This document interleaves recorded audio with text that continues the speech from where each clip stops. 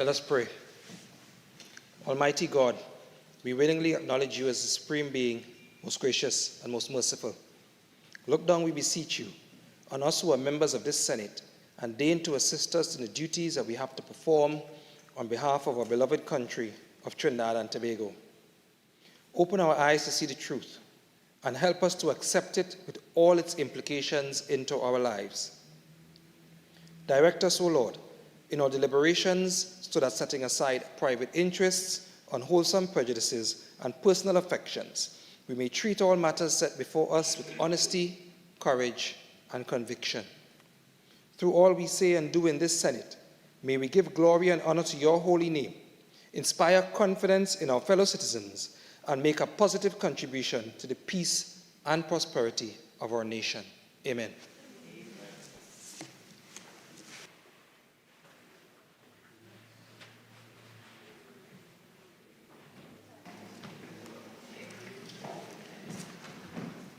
Bills brought from the House of Representatives.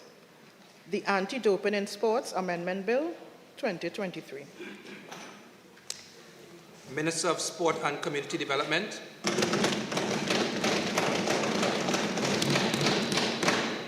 Thank you, Mr. President. I must say it's a pleasure to be here this afternoon. This is my first time piloting a bill. I started my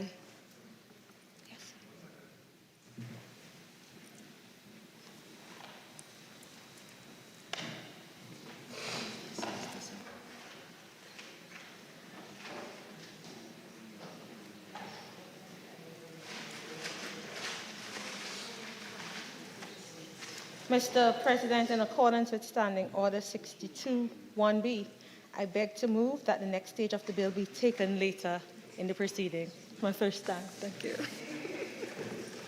Honourable Senators, the question is that the next stage of the bill be taken later in the proceedings. Those in favour say aye. Those against say no. I think the ayes have it. The next stage of the bill will be taken later in the proceedings.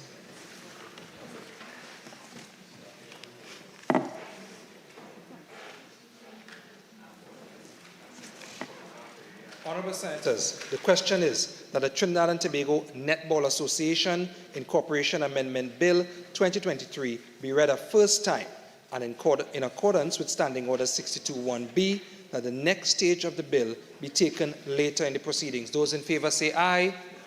Those against say no. I think the ayes have it. The bill will now be read a first time and the next stage of the bill will be taken later in the proceedings. The Trinidad and Tobago Netball Association Incorporation Amendment Bill 2023. Honourable Senators, the question is that the Pentecostal Assemblies of the West Indies Incorporation Amendment Bill 2023 be read a first time and in accordance with Standing Order 62(1)B, that the next stage of the bill be taken later in the proceedings. Those in favour say aye. Aye. Those against say no. I think the ayes have it. The bill will now be read a first time and the next stage of the bill will be taken later in the proceedings. The Pentecostal Assemblies of the West Indies Incorporation Amendment Bill 2023. Honourable Senators, the question is that the Trinidad and Tobago National Council on Alcoholism Incorporation Amendment Bill 2023 be read a first time and in accordance with Standing Order 62(1)B, that the next stage of the bill be taken later in the proceedings. Those in favour say aye. Aye. Those against say no. I think the ayes have it. The bill will now be read a first time and the next stage of the bill will be taken later in the proceedings. The Trinidad and Tobago National Council on Alcoholism Incorporation Amendment Bill 2023. Papers. Minister of Trade and Industry. Leader of Government Business. Thank you, Mr. Speaker. Mr. President, I have the honor to lay on the table the following papers as listed on the order paper in the name of the Minister of Trade and Industry. The annual administrative reports of the Betting Levy Board for the periods July 1st, 2018 to July 30th, 2019, and July 1st, 2019 to July 30th, 2020. the annual administrative report of the Trinidad and Tobago Creative Industries Company Limited for the financial year ended September 30th, 2016. Minister of Digital Transformation. Mr. President, I have the honor to lay on the table the following paper as listed in the supplemental order paper in my name: the ministerial response of the Ministry of Digital Transformation to the 9th report of the Public Administration and Appropriation Committee on the examination of the implementation of the 2021 budget with emphasis on the green economy. Thank you. Leader of Government Business. Mr. President, I have the honor to lay on the table the following paper as listed on the supplemental order paper in the name of the Minister of Planning and Development. The ministerial response of the Ministry of Planning and Development to the 9th report of the Public Administration and Appropriations Committee on the examination of the implementation of the 2021 budget with emphasis on the green economy. Questions on notice, questions for oral answer. Leader of Government Business. Mr. President, there are 7 questions for oral response on the order paper, and the government is prepared to respond to 6 of those questions. We ask for a 2-week deferral on question number 125, number 125. Thank you very much. Honorable Senators, the deferral that the Leader of Government Business seeks is so granted. Senator Richards. Thank you, Mr. President. Good afternoon, colleagues. Question number 126 to the Minister of National Security. Minister of National Security. Thank you very warmly, Mr. President. Trinidad and Tobago acceded to the 1951 Convention relating to the status of refugees and its 1967 Protocol in November 2000. In 2014, a national refugee policy on refugees and asylum seekers was developed, but challenges were experienced with its implementation. This policy was intended to establish a transparent, fair, and efficient national mechanism for refugee status determination in Trinidad and Tobago that adheres to international obligations. It was intended to provide a framework to address asylum seekers and refugees and establish procedures for managing the determination process. As it transitions from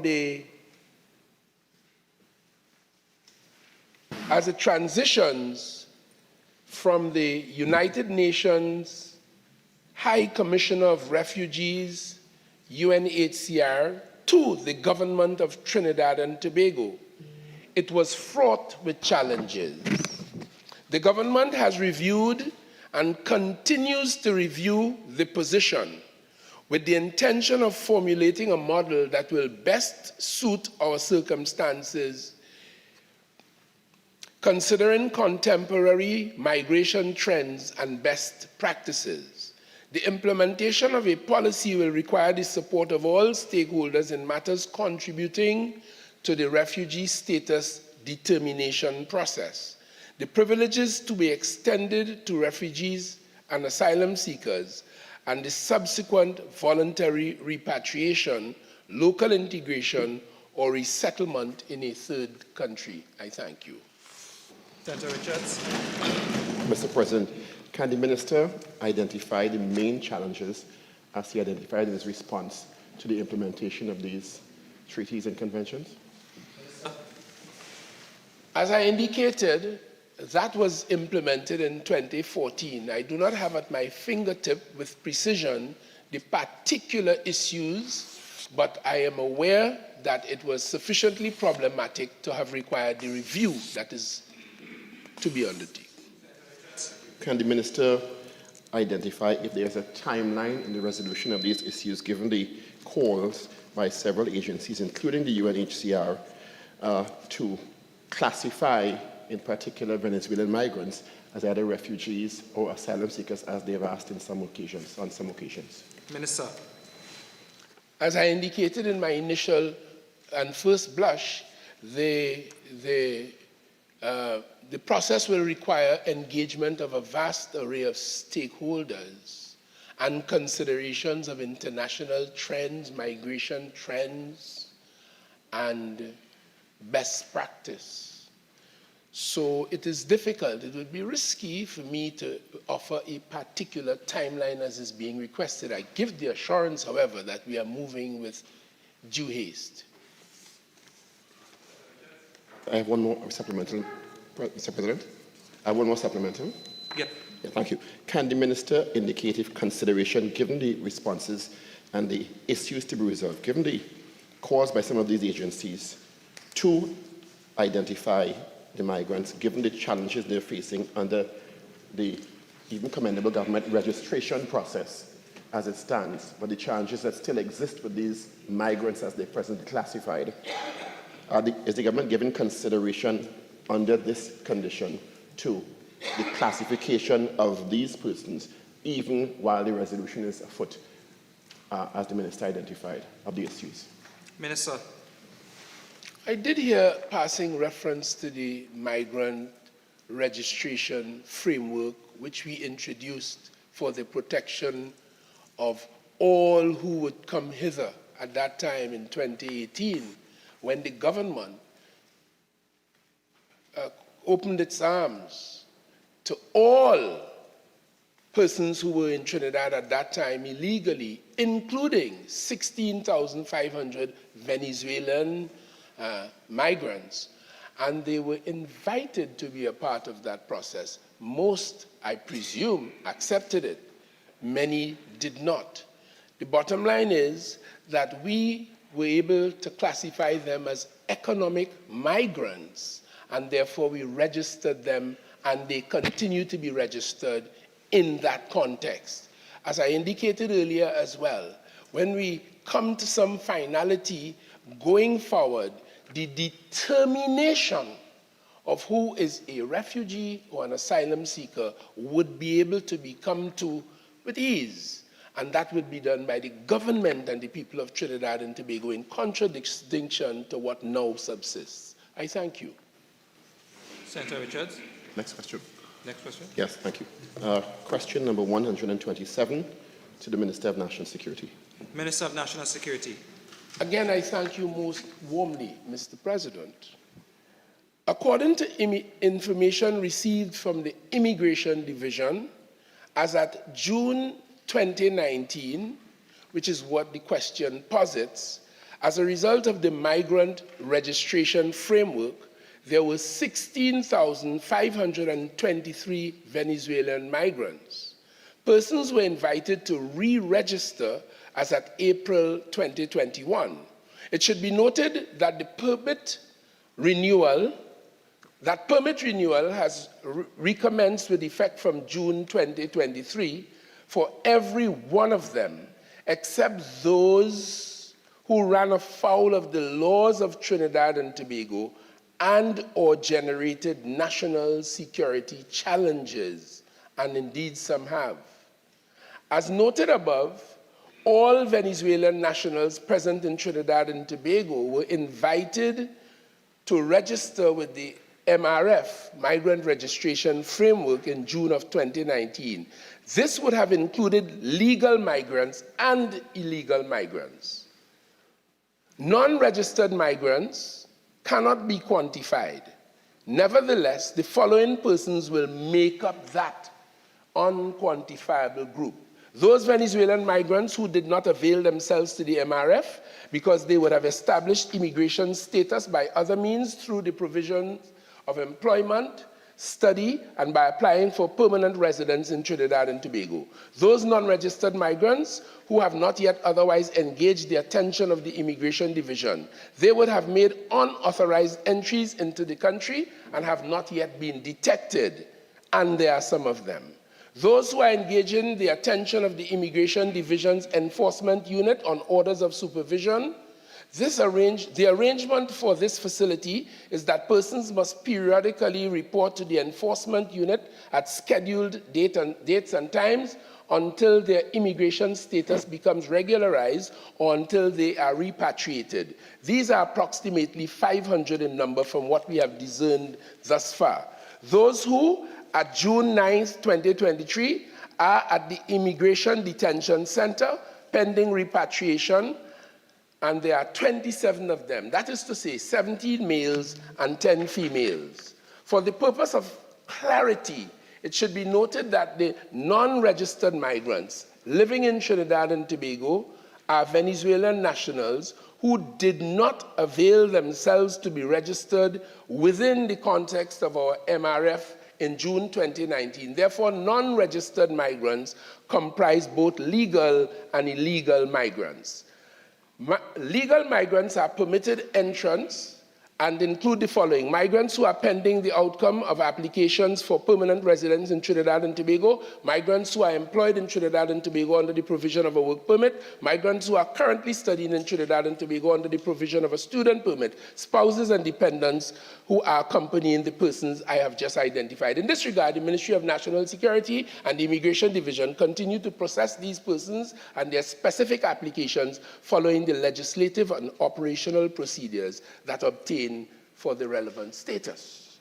Migrants who are in the jurisdiction illegally include migrants without immigration status who are being processed by the enforcement unit and undetected migrants without immigration status. Illegal migrants engaging the attention of the Immigration Division enforcement unit are those who have breached the Immigration Act by committing summary offenses and those who have committed criminal offenses. These persons are processed for removal from Trinidad and Tobago by the grant of voluntary departure or deportation. The management of undetected migrants can only reasonably be expected to be addressed if they engage the attention of the Immigration Division through one means or another. Thank you. Thank you, Minister, for the fulsome response. Can the Minister confirm? I saw a news report recently that indicated, I'm not sure if it's accurate, that the government has indicated that the presently registered migrants, those situations are extended till December 31st, 2023. Is that accurate? Minister. It is absolutely accurate, but more than that, we have extended it, notwithstanding that in 2021, only some of the 16,500 who had originally registered came forward in 2021 for re-registration. Notwithstanding that, this government has rather kindly and in keeping with international observations and the highest standards, extended that facility to every one of the 16,523 who had originally registered in 2019, as we continue to extend the hand of fellowship to fellow human beings in Venezuela and wherever else they may come from in that particular program. Thank you. Senator Richards. Thank you, Mr. President. Can the Minister indicate if, through law enforcement or incursions with immigration officials, has a number of migrants who may have been identified by the state as non-registered, given the response you gave earlier regarding the re-registration program as identified by the government or started by the government? Minister. I did indicate along the way, PASA perhaps, that there are those who, notwithstanding that very generous expression of our nationhood and friendship to our sisters and brothers in Venezuela, there are some who, for one reason or another, did not come forward. But once they did and they are in the program, they are up for re-registration, subject only to the one thing, that they created adverse national security challenges or would have run afoul of the serious laws in Trinidad and Tobago. Richards. Thank you. Finally, through you, Mr. President, to you, Minister, has the government explored the issue of the non-registered migrants being, in some instances, exploited and used for the labor market in Trinidad and Tobago as an option for identifying non-registered migrants operating in the country? When we extended that facility in 2019, we appended to it a work permit to allow every one of them to work, to maintain their human dignity, to support themselves, and to support our economy. We extended it to all. we contemplate, but we can't take responsibility for those who, for one reason or another, did not come forward to enjoy that facility. Thank you. Public business, government business, bills, second reading. Minister of Sport and Community Development.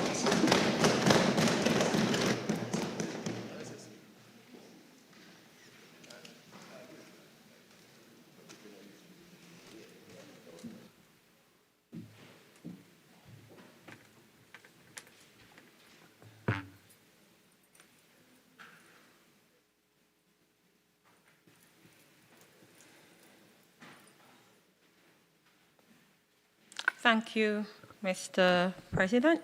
Mr. President, I beg to move that a bill to amend the Anti-Doping in Sport Act, Chapter 4056, hereinafter referred to as the Act, to ensure compliance with the standards of the World Anti-Doping Code, hereinafter referred to as the Code, be now read a second time. Mr. President, I must say it's a real pleasure to be here today to pilot this bill in the Senate. I started my career as a politician in the Senate. And it is a place of growth, of nurturing. It is in this place where I used to speak with a script, and the person who sat next to me, Mr. Faris Al-Rari, now Minister of Rural Development, he would snatch my notes from me and force me to speak without notes. So this is training grounds. I think that this is a good place to start, and this is where champions are made. So it's a real pleasure to be here with you today. I think another benefit of being in this house is the input from the independents. They provide very interesting and enlightening views on topics. They do the bulk of the research and add so much flavor and dimension to the debate. Trinidad and Tobago is a better place for having an independent bench as a part of our business. I think it's really unfortunate that the opposition is not with us today. This bill was first introduced to the House to Trinidad and Tobago in 2013 by the then Minister of Sport, Mr. Anil Roberts, and it was supported by the opposition and the independents. It's always good to pass a bill of this nature with the support of not only the government. It required 3/5 majority. We got it passed in the lower house with both members of the lower and upper house. In this house, it would have been good to send that signal to the world that Trinidad and Tobago is on board as it relates to clean sport. Today is nomination day in Trinidad and Tobago, so the politicians are out in our numbers doing what we must. But at the end of the day, the business of running the country is serious business for serious people. So it is important for the serious people to be in this house to promote the business of the government, to promote the building of state. And it's just really unfortunate that the opposition has abdicated its responsibility today. The opposition bench provides an opportunity for the leader of the opposition or prime minister in waiting to say to the nation that if you vote for us, this is the kind of forward-thinking persons that you would have on board. So I think a population could tell who you are as a leader and what your party is going to give by who you place on your bench. In the lower house, we are left with whatever the decision of the last election was. Yes, so the people have to pretty much work with that because that's what the last election gave you. But in the Senate, the leader has the flexibility to use his or her wisdom or lack thereof to put people in the Senate to tell your story and to say to Trinidad and Tobago, this is what you're going to get if you roll with us. And again, unfortunately, the opposition has sadly dropped the ball.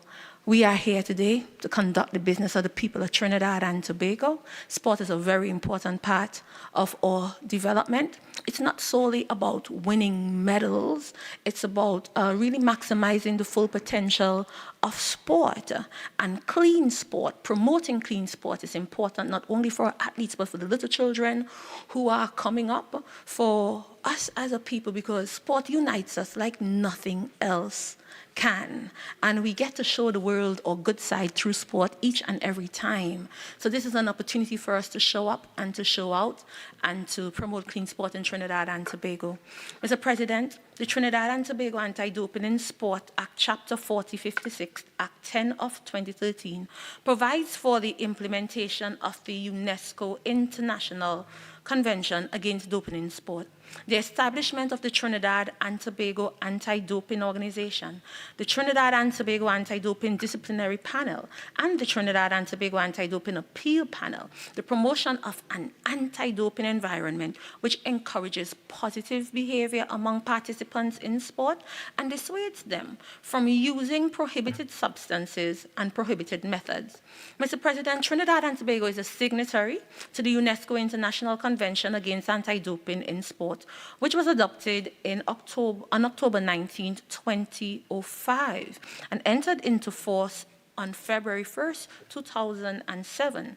Today, the UNESCO Anti-Doping Convention is the second most ratified UNESCO treaty in the world, with 191 state parties, the first being the 1972 World Heritage Convention. The main objectives of the UNESCO Convention are to promote the prevention of and the fight against doping in sport, to help formalize global anti-doping rules, policies, and guidelines in order to provide an honest and equitable playing field for athletes, or as we say, to level the playing field, to help ensure effectiveness of the World Anti-Doping Code. With these objectives in mind, Mr. President, it is now fundamental to amend the existing legislation to give proper and due effect to the spirit of the UNESCO Convention. Just like the laws we create in Trinidad and Tobago, Mr. President, over the years, none of it was expected to be static. As you socialize, as you modernize, as things change, we come to Parliament to update, to revise, to review, to become more relevant as times progress. And that is why we are here today to treat with this World Anti-Doping legislation. When the legislation, the codes and regulations were first created and adhered to in 2004, 2005, WADA was sure to say this thing was not intended to be static. It's a living, breathing, growing thing. And as science changes, as athletes and the athletic fraternity find new ways to develop competitive advantage, justly or unjustly, we have to return and review, hence the reason we are here.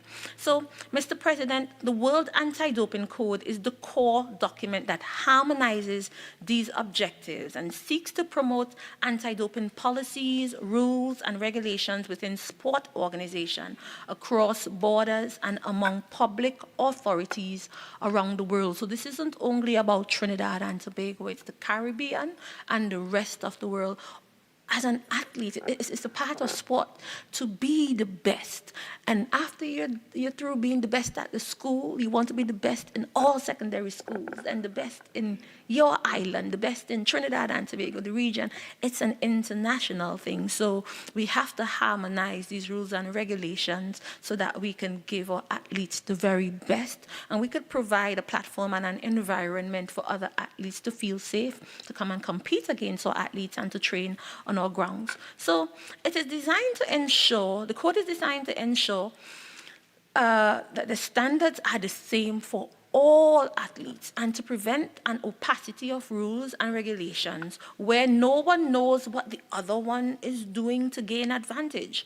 According to the World Anti-Doping Agency, the purpose of the code is to protect athletes' fundamental right to participate in doping-free sport and thus promote health, fairness and equality for athletes worldwide, to ensure harmonized, coordinated, and effective anti-doping programs at the international and national level with regard to the prevention of doping. Mr. President, over 700 sporting organizations have accepted the WADA code to date. These organizations include the International Olympic Committee, the International Paralympic Committee, international federations, including all IOC-recognized international federations, national Olympic and Paralympic committees, as well as national and regional anti-doping organizations called NADOs or RADOs.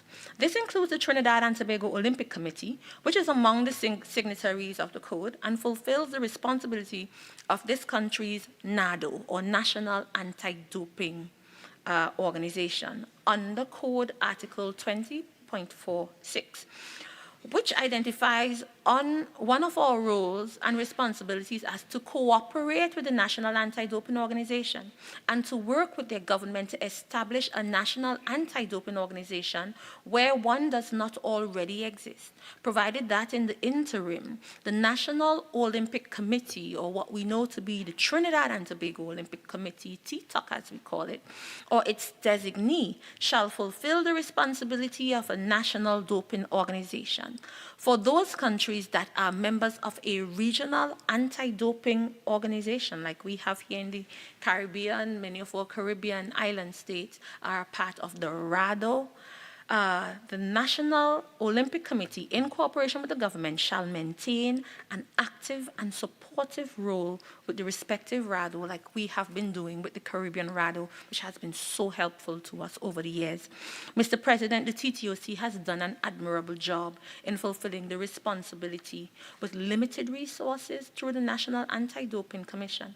I want to acknowledge and express my congratulations and appreciation to the TTOC for their work as the de facto NADO, or National Anti-Doping Organization in this country.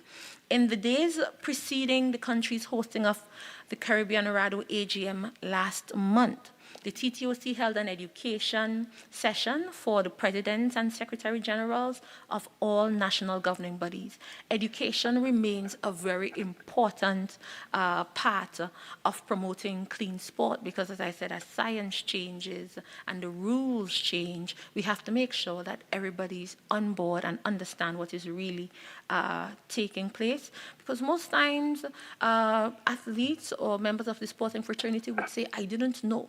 So keeping people in the know, it's a very important part of our role. It's not only testing. When you hear about NADO and RADO and anti-doping, people tend to put their minds totally on the actual testing. The education is a critical part of it.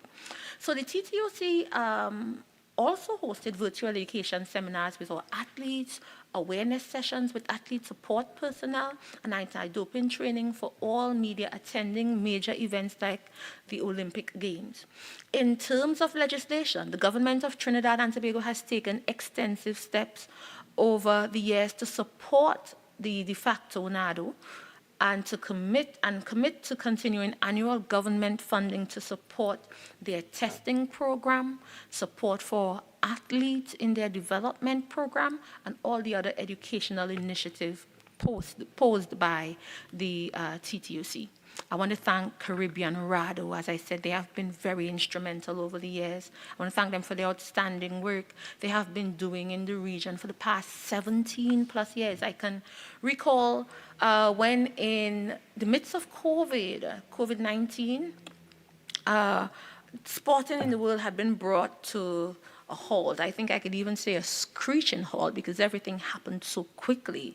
And it was the Caribbean RADO that stepped in and helped us with developing proper doping control process because we were adamant about still having CPL. We wanted to prove to the world and to the Caribbean region that we can deliver these games in a bubble. And the RADO was able to help us, and we developed a format or developed a way of having sports in a bubble that then became the template for sporting activities throughout the region. So the RADO is doing extensive work regarding sports science research as it relates to events like Carifta, CC Can Championships, along with working very, very closely hand in hand with Cricket West Indies.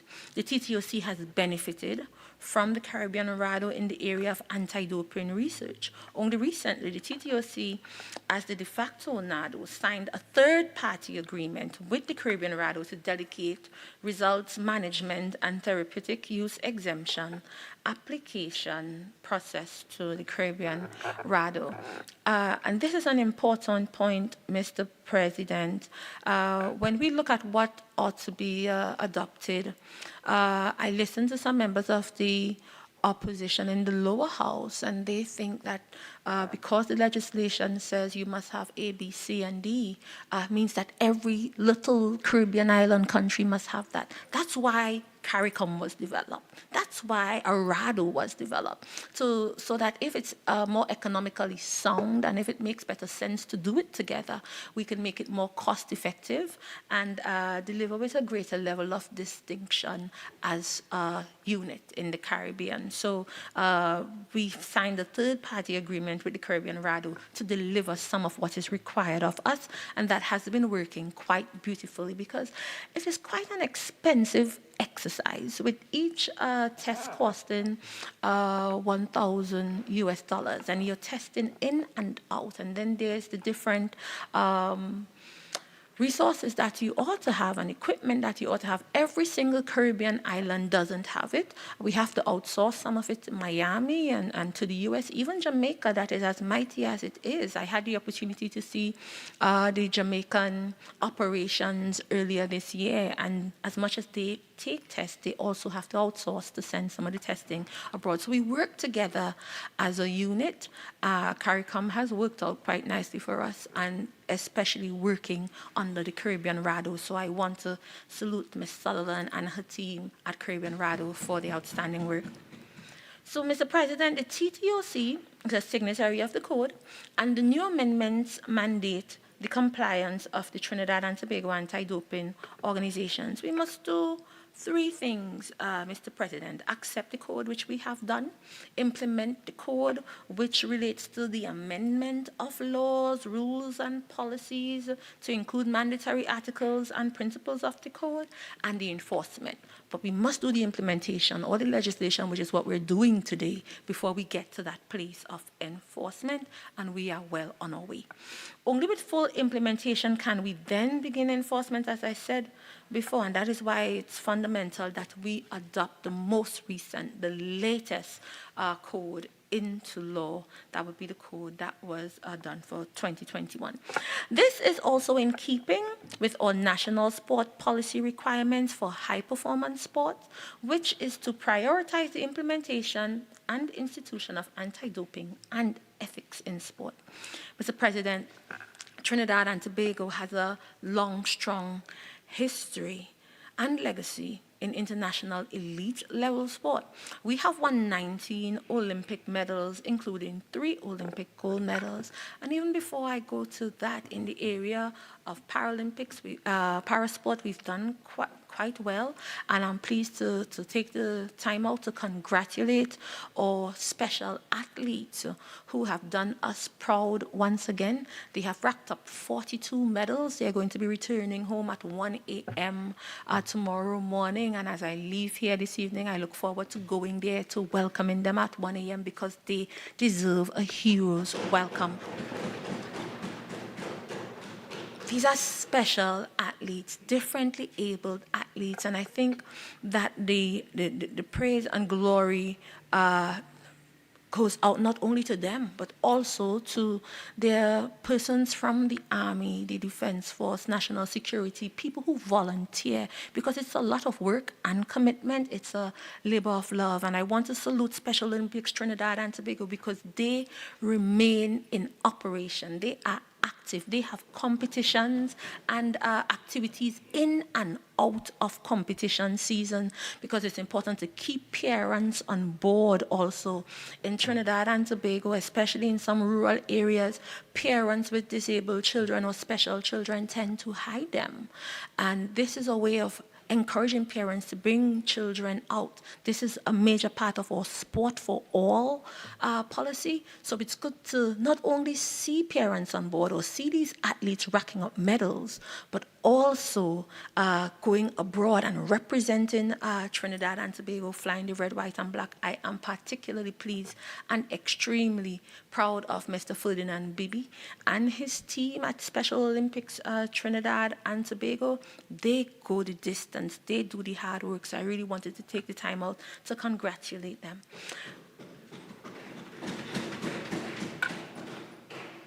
Mr. President, we have produced world record holders in athletics, in cricket, in cycling, swimming, among many other sports. We have produced world champions in athletics, boxing, and netball.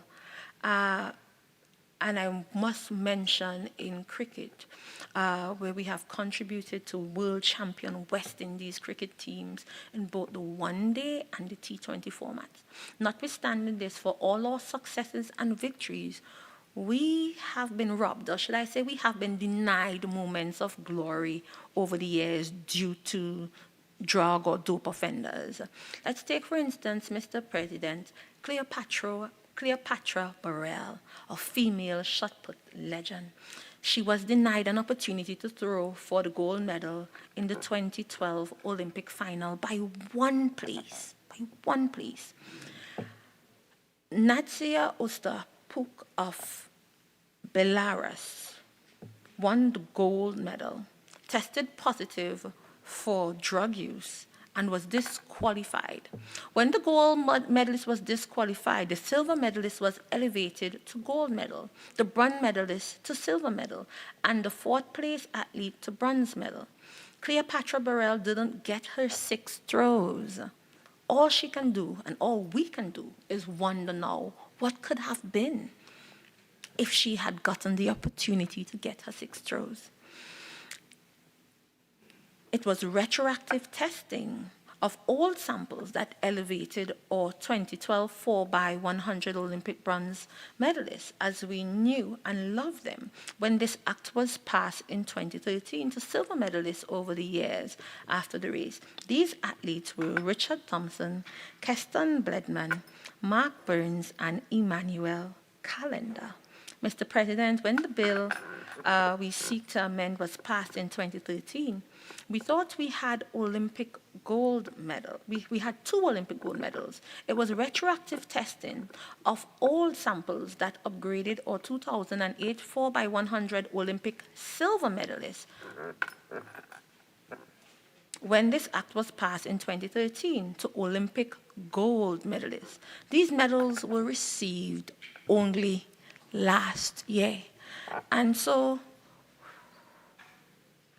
these young men, Richard Thompson, Mark Burns, Aaron Armstrong, Keston Bledman, and Emmanuel Calendar, were denied the opportunity to take their victory lap and hear their national anthem in a full Olympic stadium, and all the appearance fees and endorsements their Olympic gold medal merited. They deserved better than receiving those medals in the Olympic Museum 14 years after they won. And today, once again, they can only wonder, and we can only wonder what could have happened. Because it's not only about having your anthem played or getting to do your victory lap or the celebration at that time. The endorsements and all the business opportunities that would have come through corporate Trinidad and Tobago, other stakeholders and private sector entities affiliated with the International Olympic Committee, all of that they would have missed out over the years. So we celebrated bronze, then silver, then gold. And interestingly, Mr. President, I understand that today these young men, these young athletes who were upgraded to gold last year, they had a press conference. Didn't get to hear the press conference, but the media reached out to me about what is going to be offered to these young men, that they are now gold medalists. And I had to remind the media that I met with 2 of the athletes last year when they were upgraded to gold, and they were proposing that we should now give them rewards and incentives since they've now been upgraded to gold. And when we did our research in the ministry, we found that what they were rewarded, the rewards they received in 2008 for the medal they received then, what is being offered for gold now is less than what they got in 2008. So it's upgrade from what to what. Then there was a proposal made that we pay them a stipend or an honorarium until the end of their life. Now, I must say, in these economic circumstances and these times, that's something that is challenging to do, because we as government, we have to make the decision and balance the support of athletes now, the ones who are young and up and coming, as we work now with the government of Jamaica to upgrading or ramping up sport in schools to develop more athletes, and exactly the program that we ought to do for athletes who have medaled and are now in their senior ages, some of them who are not living at home. You would hear people cry out, we should be giving monies to this person who got a medal in 19 or this, or 1970 this, or 80 that. We also have to remember that it's not solely the responsibility of the government. We need corporate Trinidad and Tobago, corporate Caribbean to come on board also as it relates to promoting sport and providing support to our athletes and endorsing these types of programs. So I want to say, opportunity lost. That was an opportunity lost, all due to unclean sport or persons involved in doping that would have robbed them of what they could have gotten then. Mr. President, I'm not sure how many people in this country are aware that the same thing could have happened to Keyshawn Walcott. The athlete Keyshawn defeated by 7 centimeters, 7 centimeters, on the 11th of August 2012. That athlete from Ukraine. A reanalysis of his samples was done in 2016. Now, that's 4 years after, Mr. President, which showed him to be positive for a steroid. He was disqualified, stripped of this silver medal, Mr. President, only for 7 centimeters, Mr. President. Mr. President, I'm sure you remember the country's euphoria when Keyshawn Walcott won the gold medal mere weeks before our 50th anniversary of independence. It was just what we needed at, we can safely say, a divinely appointed time. Can you imagine how we would have felt had that result been the other way around and Keyshawn lost to him by 7 centimeters? I'm sure we would have been very proud of that silver medal at the outset. But how would we have felt to find out 4 years later that Keyshawn was robbed of his gold moment by a drug cheat? Yes? It begs the question, Mr. President, why do athletes cheat in the first place? Is taking performance-enhancing drugs even cheating? Because there is a school of thought, a group of people who ask that. Is that even cheating? Some people may ask, why spend all this time and money on anti-doping when you can do away with all the rules and let us see feats previously deemed impossible? Some may say, let us see a human being swim 50 meters in 15 seconds or run 100 meters in 8 seconds. Let us see how a man throw a javelin from Hazy Crawford Stadium to Movie Tong or the Courtyard Marriott. Or even let us see if a man can really hit a ball from Antigua to Trinidad. Some people think if anybody and everybody are allowed to take prohibited substances, then the best athlete will win anyway. Believe it or not, Mr. President, that school of thought exists. We do not share that belief in this country. When we cheat, we rob sport of its ability to competently judge based on fairness, commitment, integrity, and equal opportunities. Doping is deceptive and harmful to athletes, in addition to misleading spectators, organizers, and sponsors in their belief that they are watching a fair sporting competition.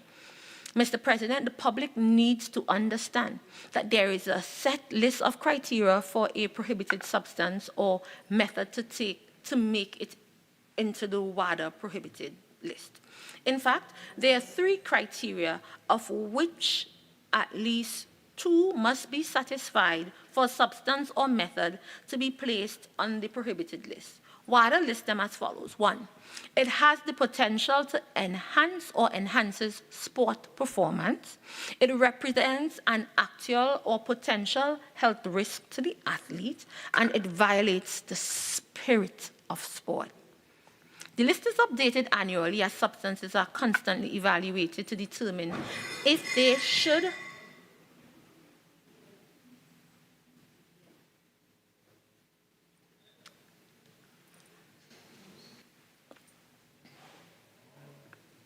Mr. President, the list is updated annually as substances are constantly evaluated to determine if they should be added to the list based on satisfying 2 of the criteria, or if they should be removed from the list as a result of no longer meeting 2 of the criteria. Yeah? What we are seeking to do by amending the Anti-Doping in Sport Act is to demonstrate to the athletic world and international sporting bodies that Trinidad and Tobago will not tolerate cheating or use of enhancement performing drugs. When we cheat, we rob sports of its ability to competently judge based on fairness, commitment, integrity, and equal opportunities. The WADA Code, which we seek to adopt at Schedule 1 of the legislation, defines the spirit of sport as the celebration of human spirit, body, and mind. And doping is antithetical to this spirit of sport. The spirit of sport is what we seek so arduously to promote to the athletes and to the wider public. We also have to admit that as a nation, while we have been spared the major embarrassment of systematic doping to date, we have not been absolutely perfect. We have had a few of our athletes sanctioned for whereabouts failure, filing failures, and positive tests for recreational drugs or stimulants found in over-the-counter medication or nutritional supplements. While the sporting fraternity in this country can boast of world-class education, solid character, values and morals, competent coaching, and honest leadership in the most cases, or for the most part, we cannot consider ourselves exempt or protected because one positive test of an international athlete can quickly change our entire story, damaging the reputation of Trinidad and Tobago permanently and eroding our national pride, casting dark clouds over the dreams and aspirations of our hard-working athletes. These youngsters put in the work. Hence the importance of amending this legislation. Changes have materialized since 2013, 10 years ago in the anti-doping arena, spearheaded by the ultimate anti-doping code, which must comply as it ensures fairness and clean competition and will certainly spare Trinidad and Tobago from any attendant embarrassment due to doping.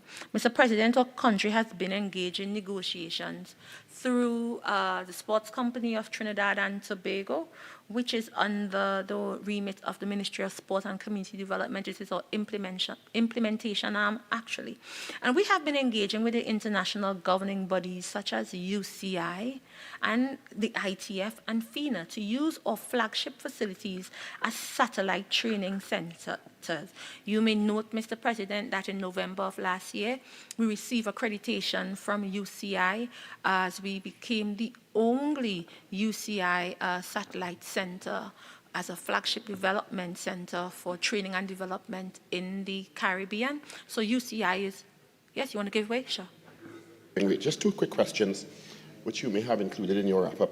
One, given the fact that you've identified the importance of our compliance through this legislation for international standards, how important is this, one, for us hosting events and being compliant, and 2, you identify the cost of testing given the increasing sophistication of the prohibited drugs.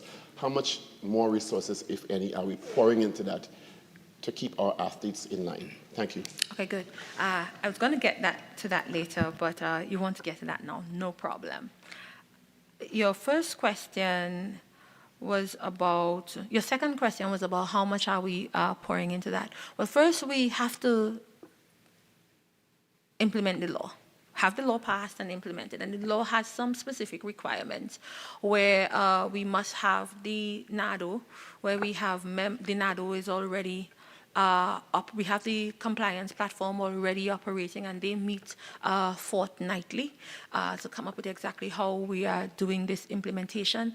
Or we are doing some, or hands are being held by the RADO and WADA. When the WADA came in last month, we had deep technical sessions with them, and even following that, they worked hand in hand with us, telling us exactly what they want and how they want it.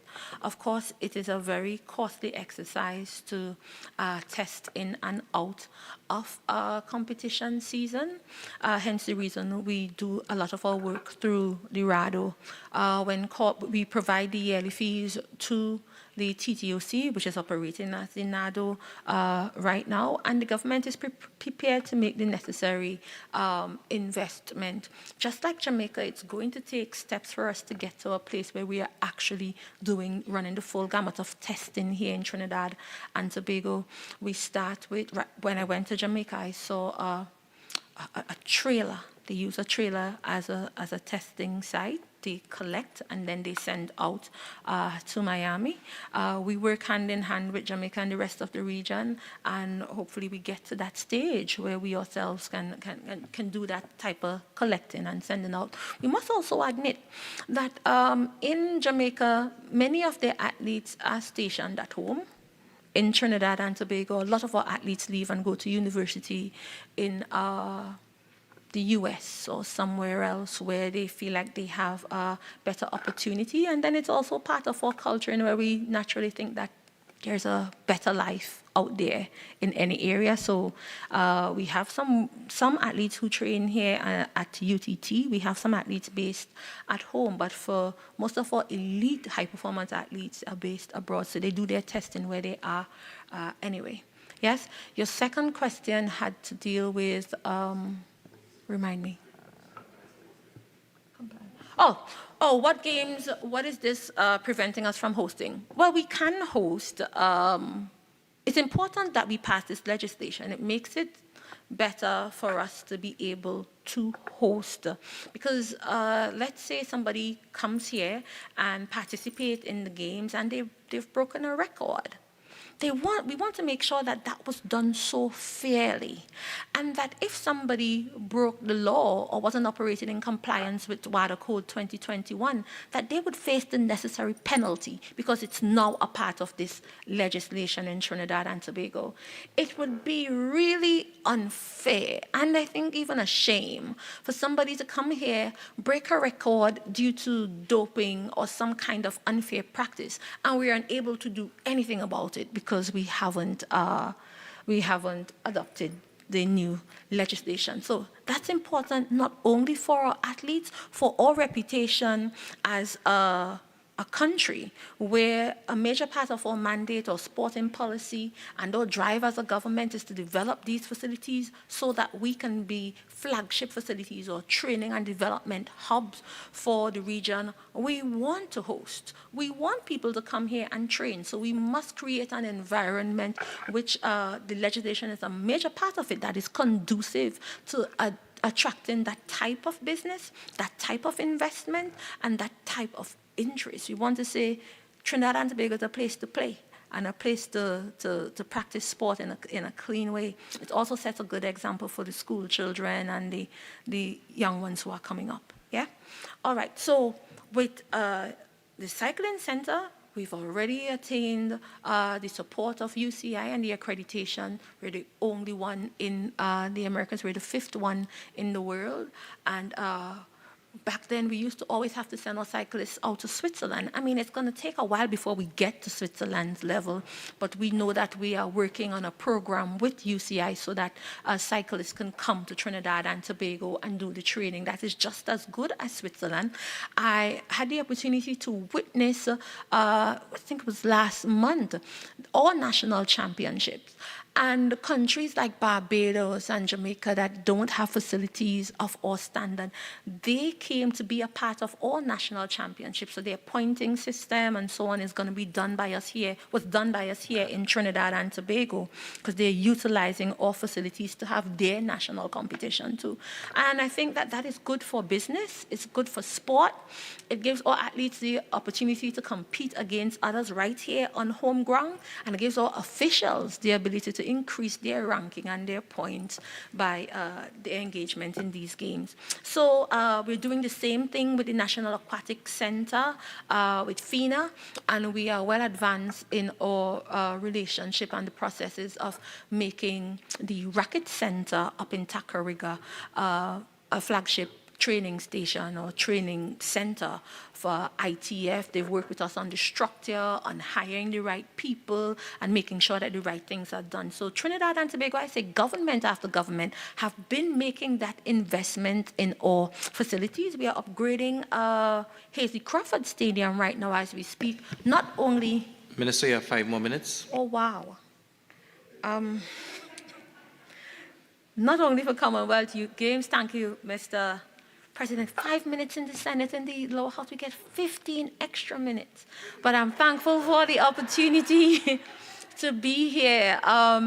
This is important, Mr. President, as I close, not only for our athletes, it's important for the sporting fraternity.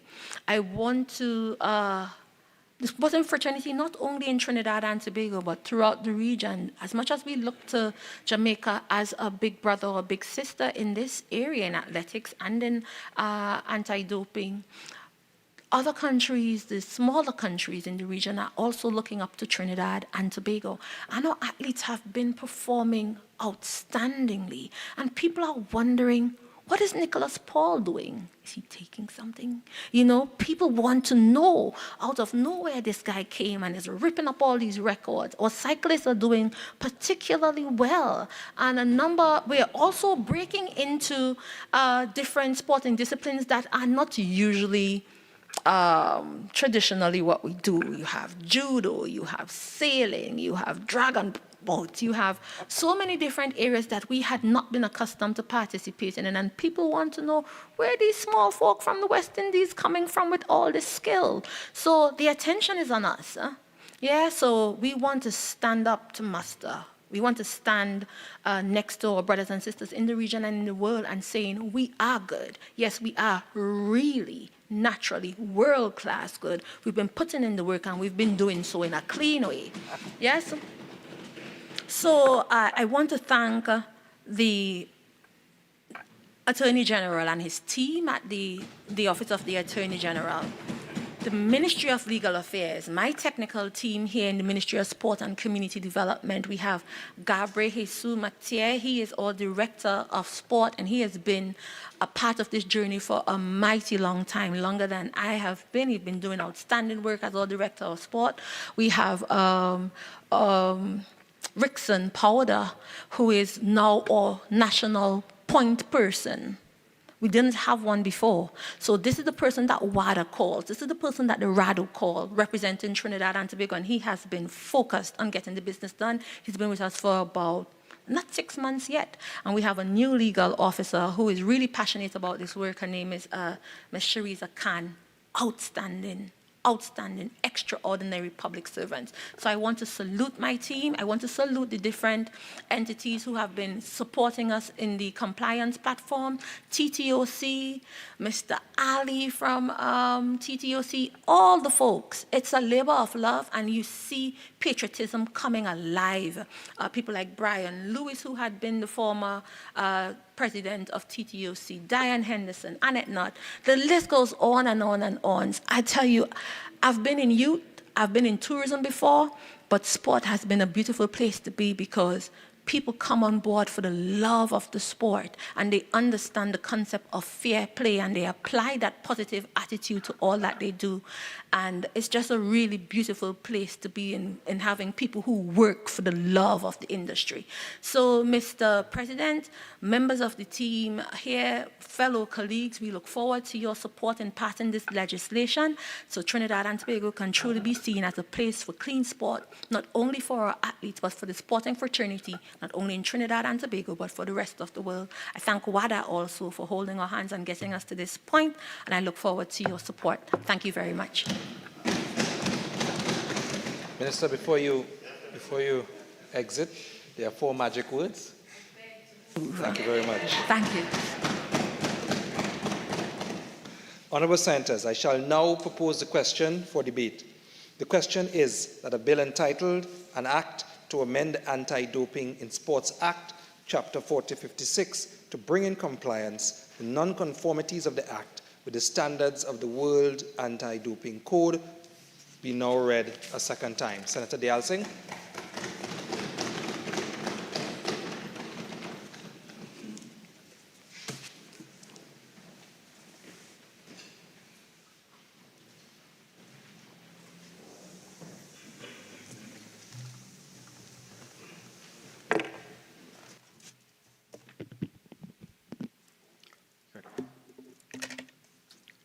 Thank you, Mr. President, for allowing me to partake in this discussion.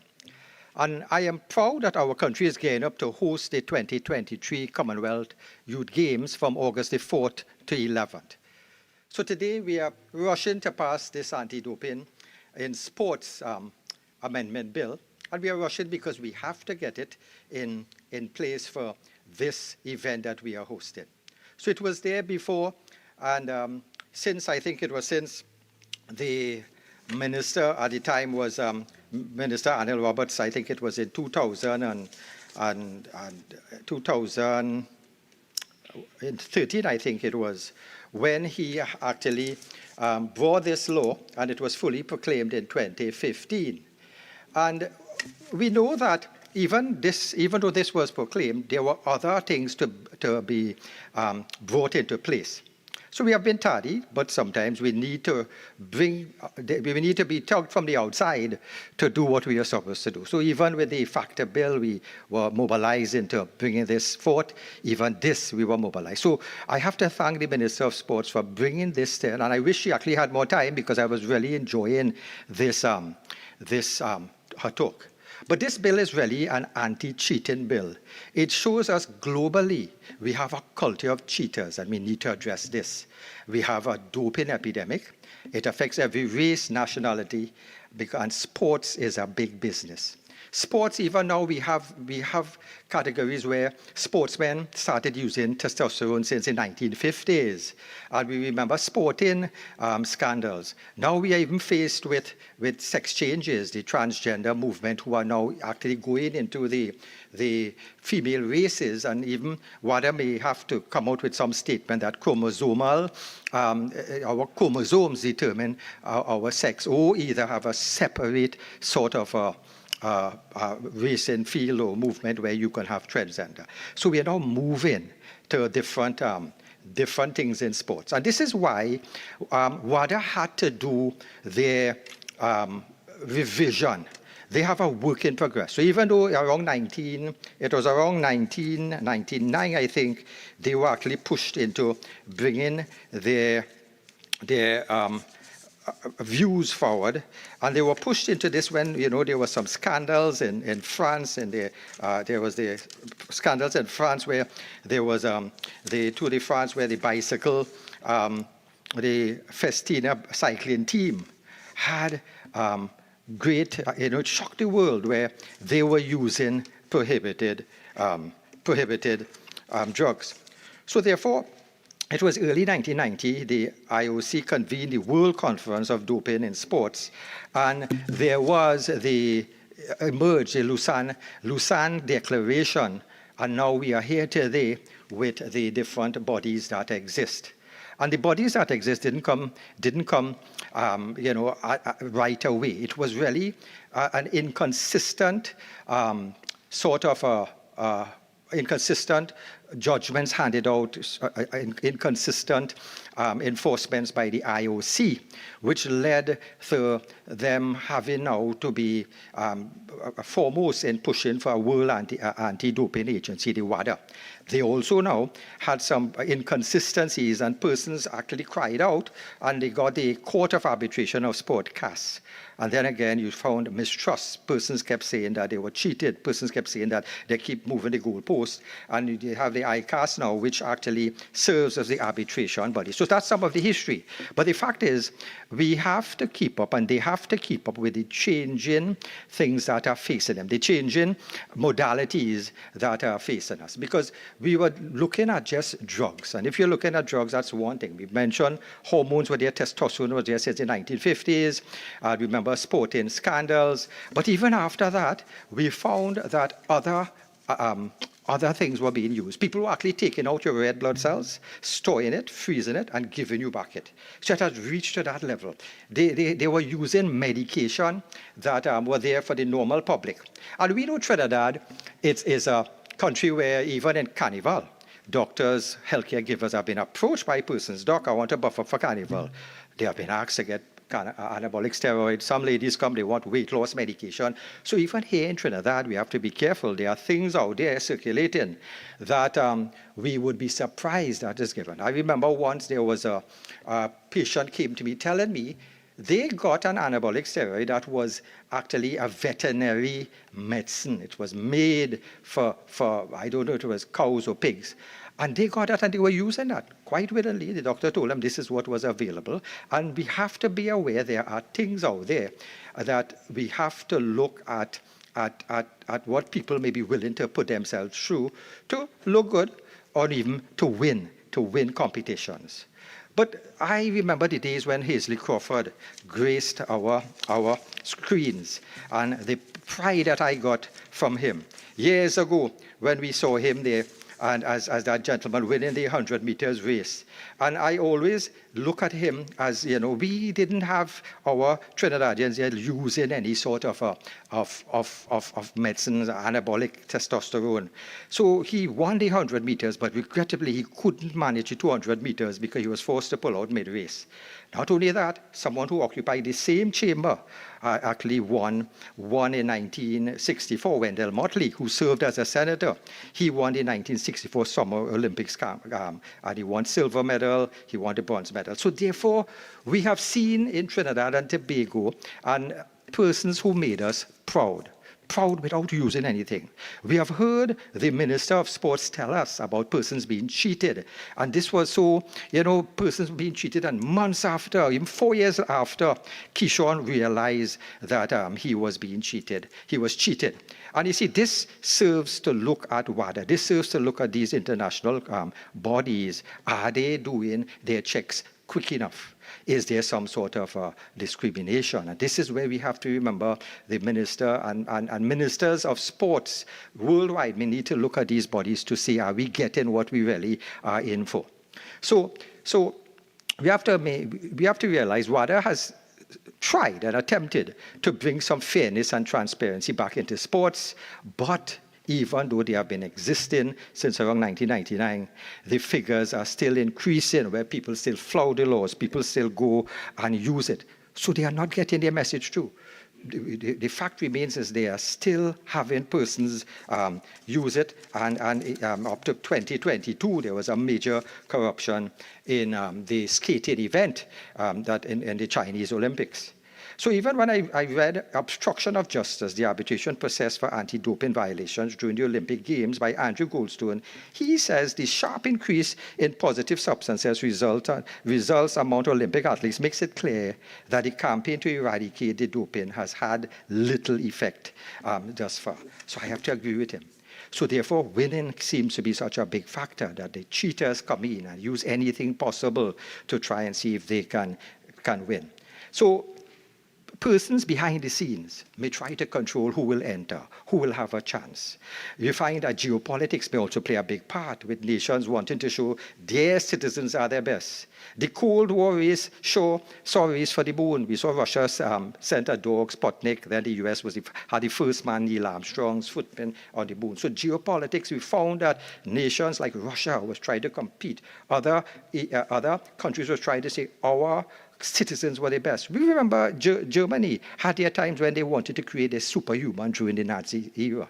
But even in the Cold War era, East Germany, there were young female athletes who were injected with male hormones and anabolic steroids, all in the name of international prestige through success in sports. And 20 years later, many still suffer from the after effects, severe physical illness and disabilities. They were doping for gold to show the world they were better. So competitive sports were infiltrated by politicians, Secret Service. It became a war and not a healthy competition. They had to win at all costs, even with men cheating. So while we try to teach our youths that training and hard work is the way to go, and I even give lectures to young cricketers, I was so disappointed when, I give them talks about discipline, nutrition, positive thinking. But I remember even recently when John Campbell, our 28-year-old West Indian left-handed opener, he actually was banned for 4 years because he refused to give a drug test. So the drug test, he never had a drug test, but he had to make himself available. And so this is part of the analysis that WADA had, is that we do drug testing, but sometimes other things may also make you also red flag you, or make you also be frowned upon. So there's what we call a non-analytical positive register violation, which is not based on the result of a drug test. And it was like failure to submit a drug test, possession of prohibited substances, just possession of it, not finding it in your body, tampering with the sample collection process. So all those are other ways that WADA is trying to expand its way to catch these individuals. So we live in a cheating culture. We know about legal fees inflated from attorneys, over padding contracts, tax evasion. We know about our CAPE, CXC leaked papers. Our youths are taught they can cheat. So yes, this is about cheaters, but we need to set the social compass. We need to set it back. We need to show that match fixing, corruption, all these things, we need to show that we are frowning on this, and criminals. We need to actually commend WADA for trying to update its codes, but there is a system in Italy where they actually criminalize some of these actions, and I think we have to head there. Now, even though WADA came out with a revised, they had a code review that they started in 2017, and it reached its final form in 2021. And you found that when that came out, persons say now they'll have to adopt this code. And this is what we're attempting to do here. This is what the minister say she's doing here. Now, India, a beta state, it passed the bill in 2021. As soon as it came out, they locked Sabha, debated after 3.5 hours, and they had to they brought it in. But you see, India was in a perilous position because they were known for cheating before. They had 5 persons were charged ahead of the 2022 games, and they realized they needed to come back into good stead. But even though they passed this bill in 2021, and they were accused of cheating before, in 2022, we still had 5 persons charged, even though they had the legislation. So the legislation alone does not seem to be deterring the persons from trying to win. And the minister did want to go into the reasons why people would want to use these drugs. And there's a variety of reasons. You remember, these are persons who are on the competitive stage. They would want to win.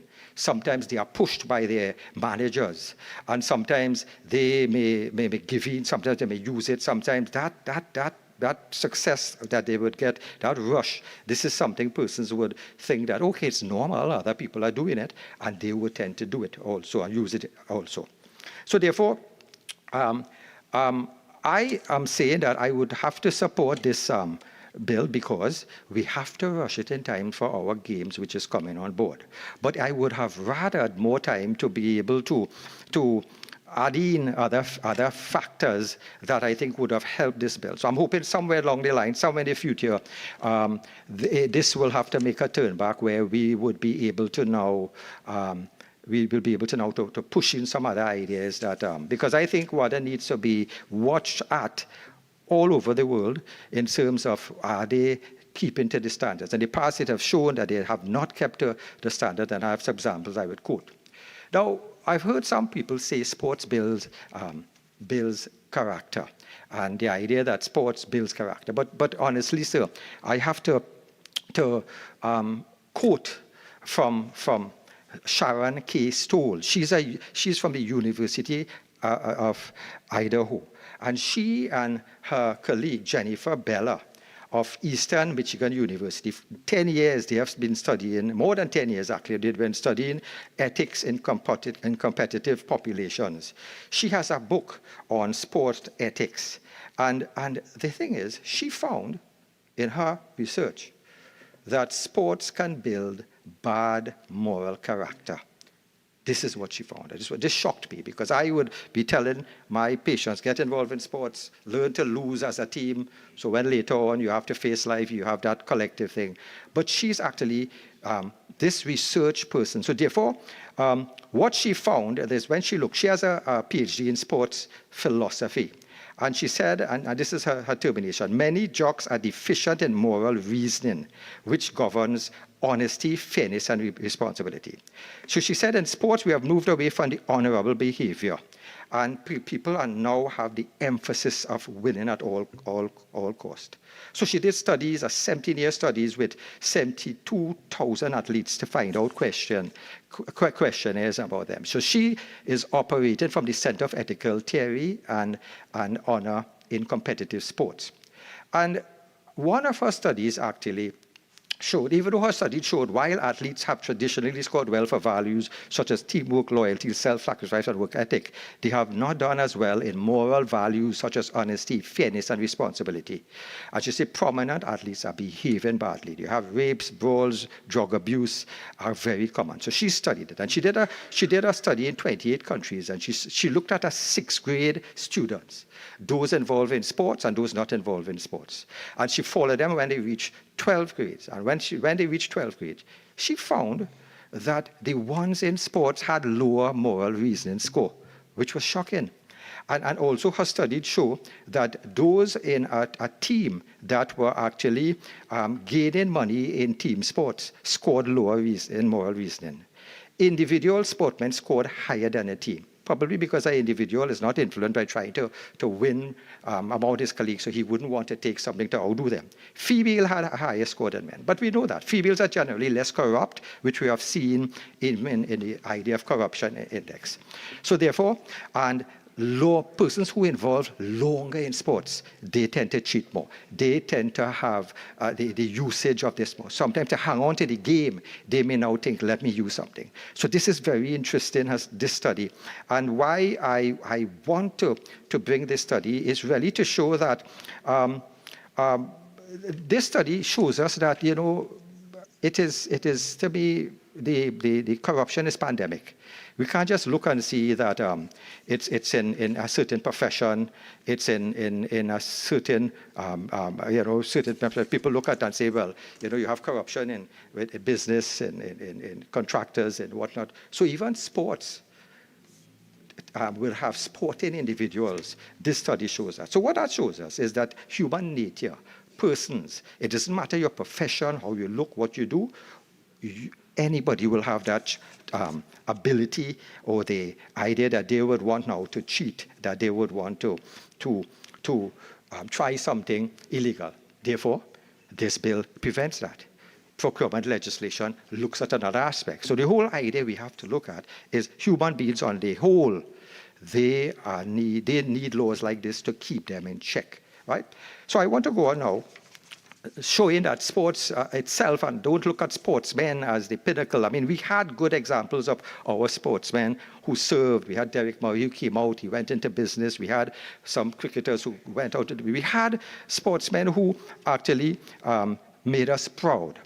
And the minister actually mentioned that some of the sports personnel did come to her and say, listen, we want to get something to continue. We want to get some other sort of grants. We want to be somehow be able to be paid for our services. And she did mention we are in hard economic times, but I want to quote something there where I would want to give an idea that even in sports, we have to realize that a sporting individual's lifespan is not much. After 30, most of them are not useful again in their field. So you find that some of them will suffer in terms of their mental state.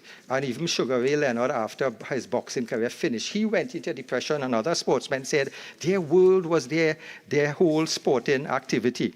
So therefore, with due respect, Minister, I'm thinking we may have to provide something for these sportsmen who are retired. Either they teach, they coach, something to keep them busy, something to give them life after their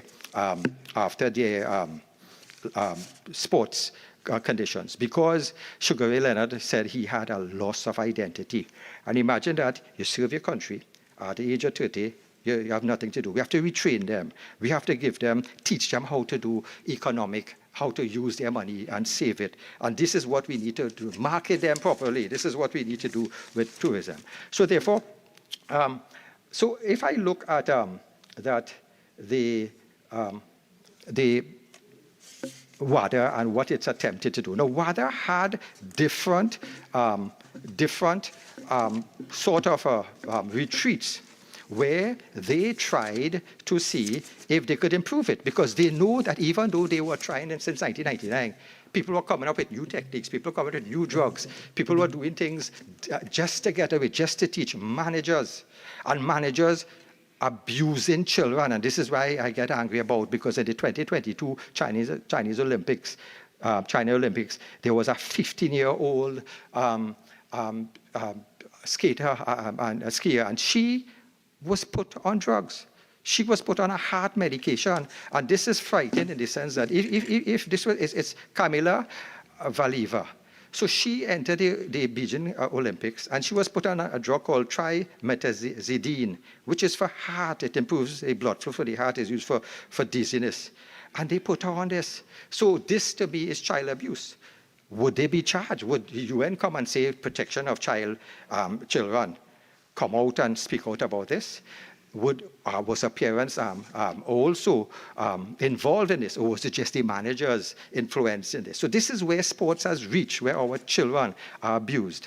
And in this case, I want to go a bit about the 2022 scandal with this person, because you see, this brings in that even though we have WADA, and we think WADA is the ideal thing, there were a lot of problems before with these organizations, these overseeing of an organization. So this girl, I said, it was found that she won her medal, but when we looked at the history, sometime before, she had taken a drug test. And when she took that drug test, the results were not forthcoming. You have, according to the directives, you have to give the results of that blood test in 20 days. So the 20 days elapsed. She went on to go in other competitions, and she won a European competition. She tested negative for that, and then she went on to win this competition. If we had seen that blood test before, she would have been disallowed. And even after, when that blood test came back, WADA actually she appealed to her organization, which was the Russian body, Rosada. And she appealed to Rosada because they said they're going to suspend her. She appealed to Rosada, and actually Rosada, their body, allowed her to continue. And then the American body actually objected.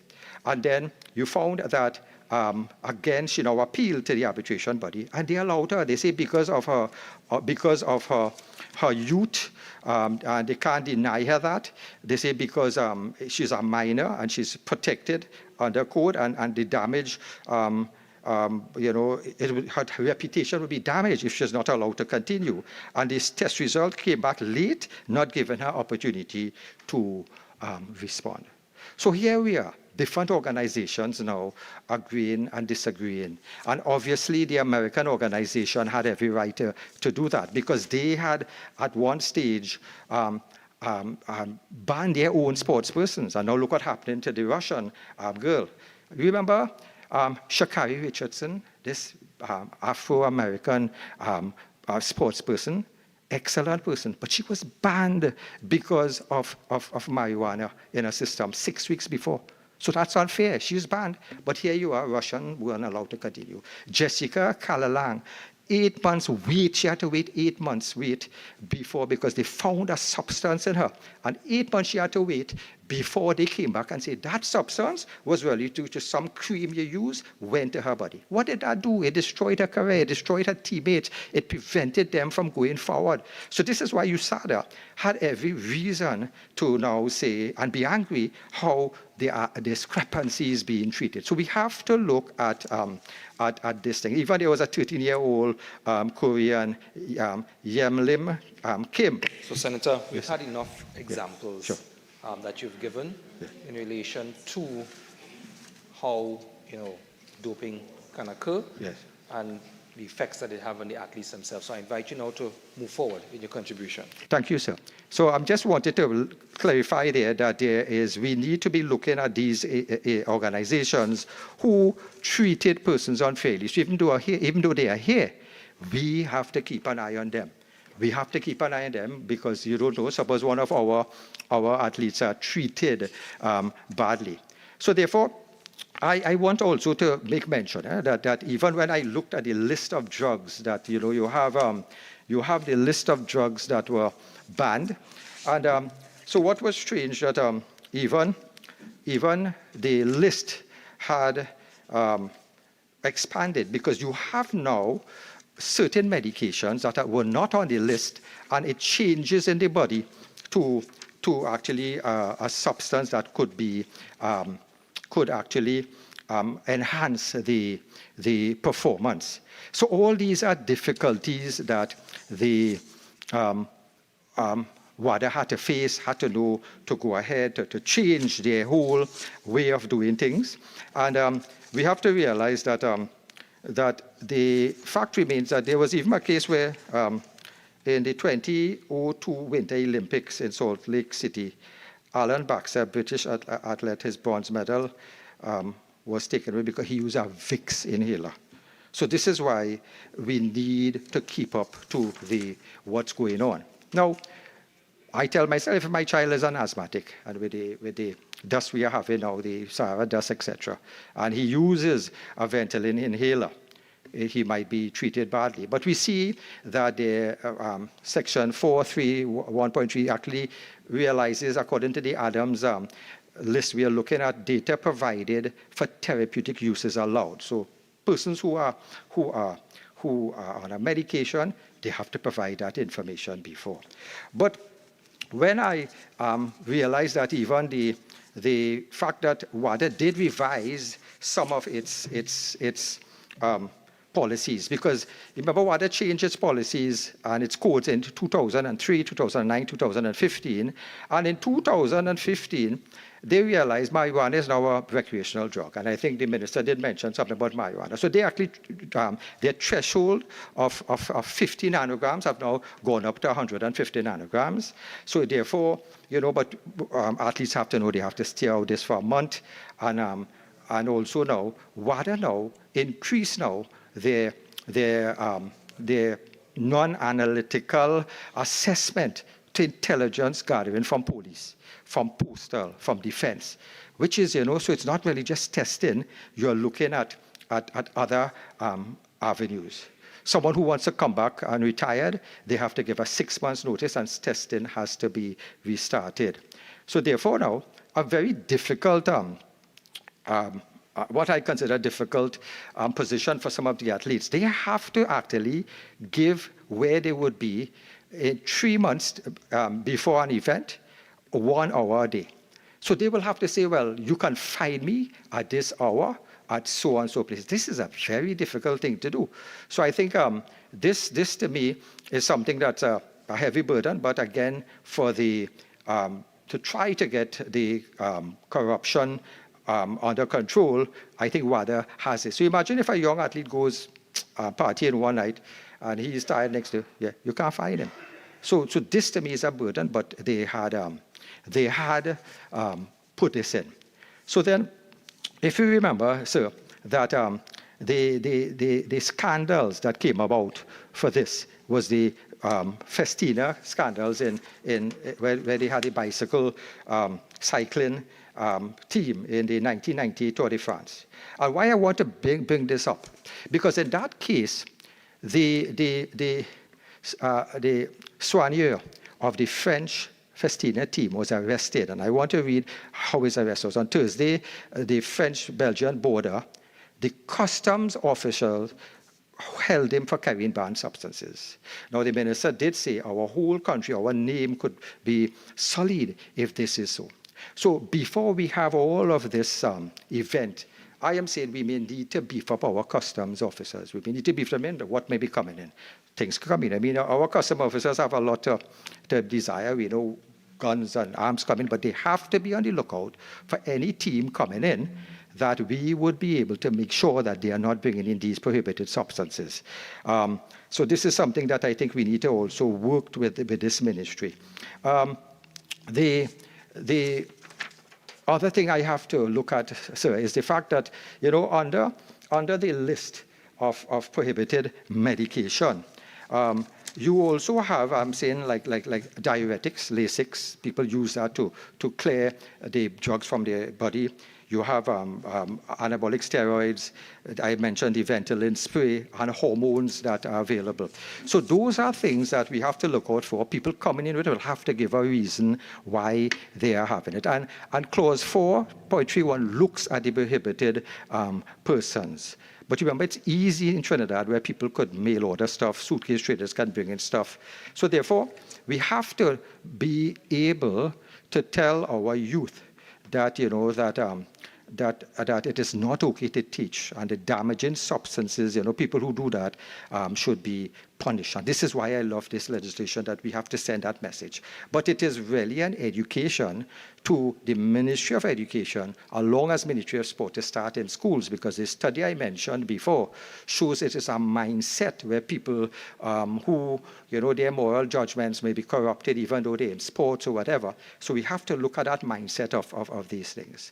So therefore, I must make mention, sir, that even there were difficulties before with WADA where people would have not trusted the IOC and WADA.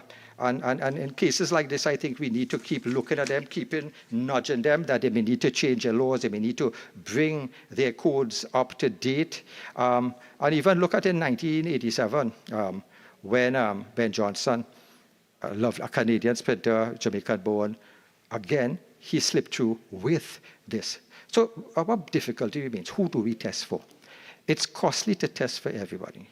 What I think WADA has tried to do is look at the winners. They test the 3 winners and the 2 others after. So in case one has to be somehow tested positive, that gold or that bronze or that silver could go to the other. So I think this is something. But then, you see, we have the criticism where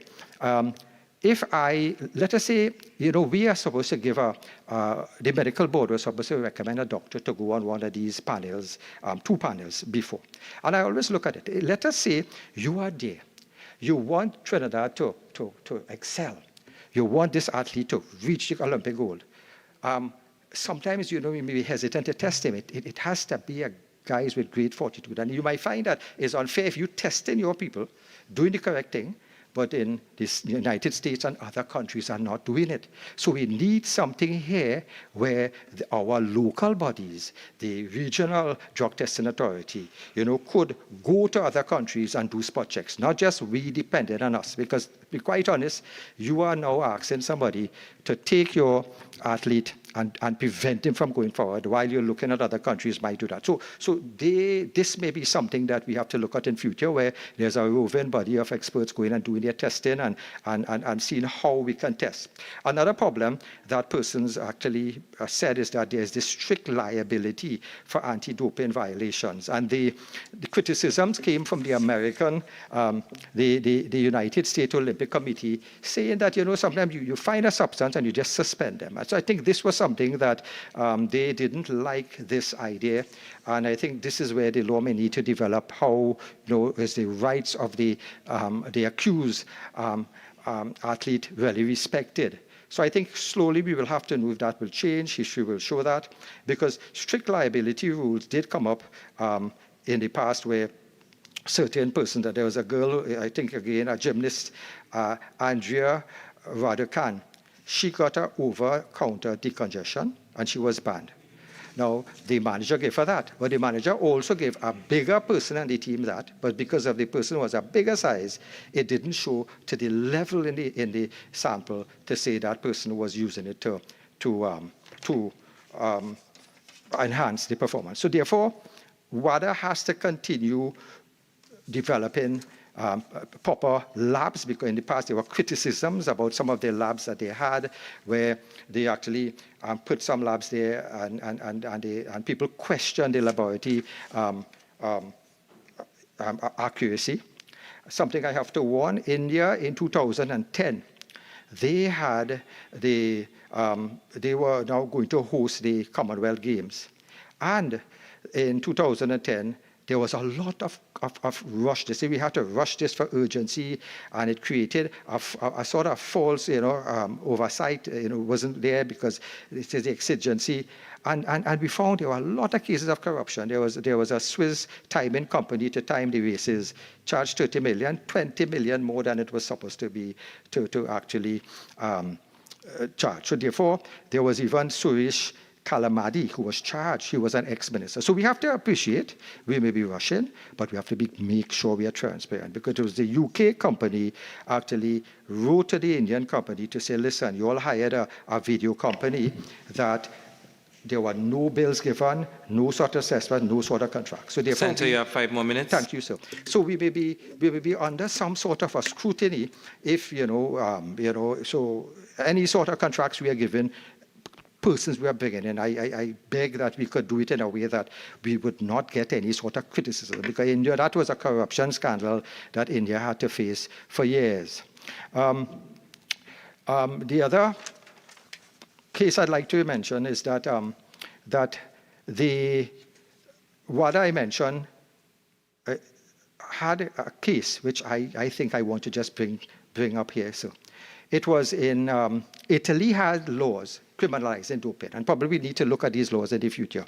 So the adoption of law number 376 they had in Italy, and what they actually looked at in Italy is the law number 376 on the 14th of December 2000 radically amended previous legislation, where they established doping as a criminal offense.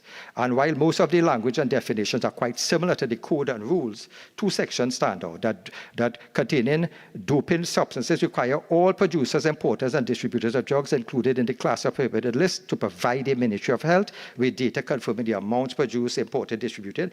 Also, packaging of any product which contains a drug on the prohibited list must have a special symbol, that identifies the presence of a prohibited substance and instructions. So athletes would not be going into use something. And a conviction of doping imposes a prison sentence anywhere from 3 months to up to 3 years, and is coupled with a fine between 2,500 and 50,000 euros. Why I want you to quote this, sir? Because in 2006, Italy, one of its cities, Turin, hosted the 2006 Winter Olympics. But the Italian police would have had the authority to arrest and try and imprison any athlete who has positive tests. But the presidents of both the IOC and WADA applied significant pressure on the Italian government to relax its doping laws in the game.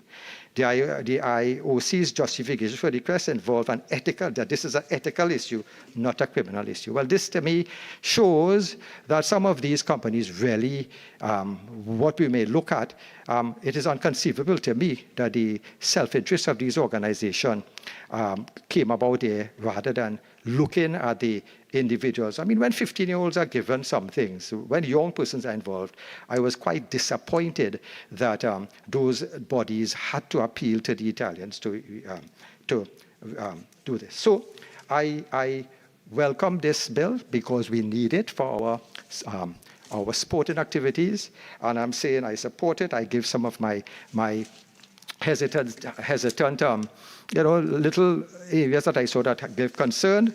And again, I am hoping we have a very productive Commonwealth Games for our youths, and I hope the country will really enjoy it. Thank you, Mr. President. Senator Vera.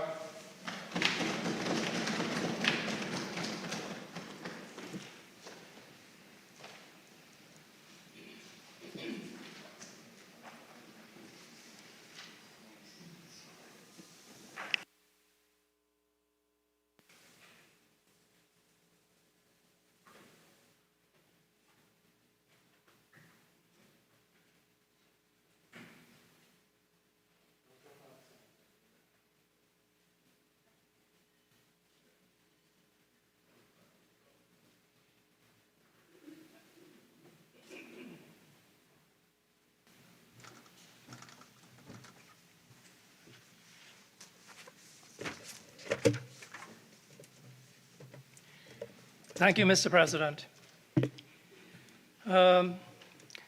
Before I begin, I think I should disclose that I'm a certified sports arbitrator. I'm also a member of the Trinidad and Tobago Association for Sports and Law, and I come from a family that has played sports.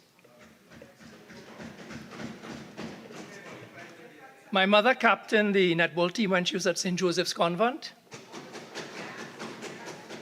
More recently, my niece Hannah captained the St. Joseph's Convent football team, and she played for the women's national under-17 team at the CONCACAF Women's World Cup qualifier.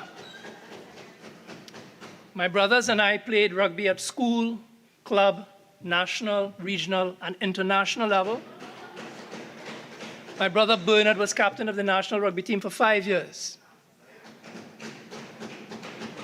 My nephews Andrew and Jordan have both played for men's national hockey team. In fact, Jordan is presently in the Dominican Republic playing in the CAC Games. Yeah, we have won medals, trophies, and prizes in martial arts and golf. So sports matters very much to me.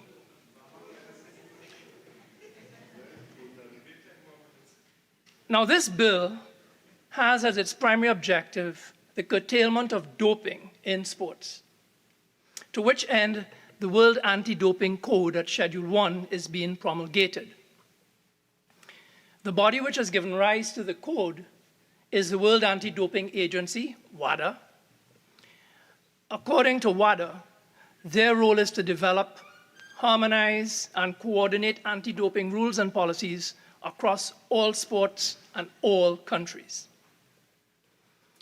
WADA's activities include ensuring and monitoring effective implementation of the code and related international standards, scientific and social science research, education, intelligence and investigations, and building anti-doping capacity with anti-doping organizations worldwide.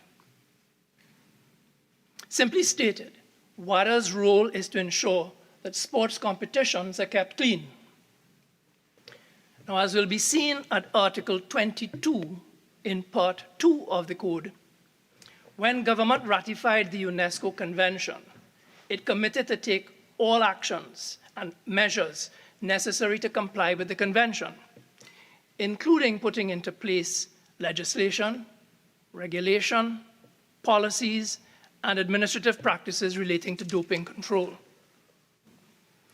Now, we've had anti-doping legislation since 2013, when the Anti-Doping in Sports Act took effect. These amendments are necessary to update our anti-doping laws and practices so that they remain in compliance with the World Anti-Doping Code. This is a required standard for all countries across the world.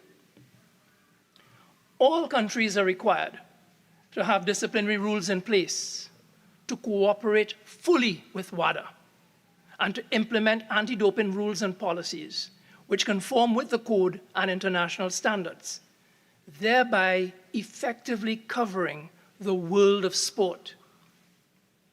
Now, WADA's designated agent in Trinidad and Tobago is the Trinidad and Tobago Anti-Doping Organization, TADO, or as the de facto body is known, NADO, the National Anti-Doping Organization. Name differences aside, the salient point is that under the proposed legislation, TADO must be able to operate independently so that it may properly carry out its functions on behalf of WADA, and more specifically, when ensuring compliance with the World Anti-Doping Code. Accordingly, there is provision for the independence of board members.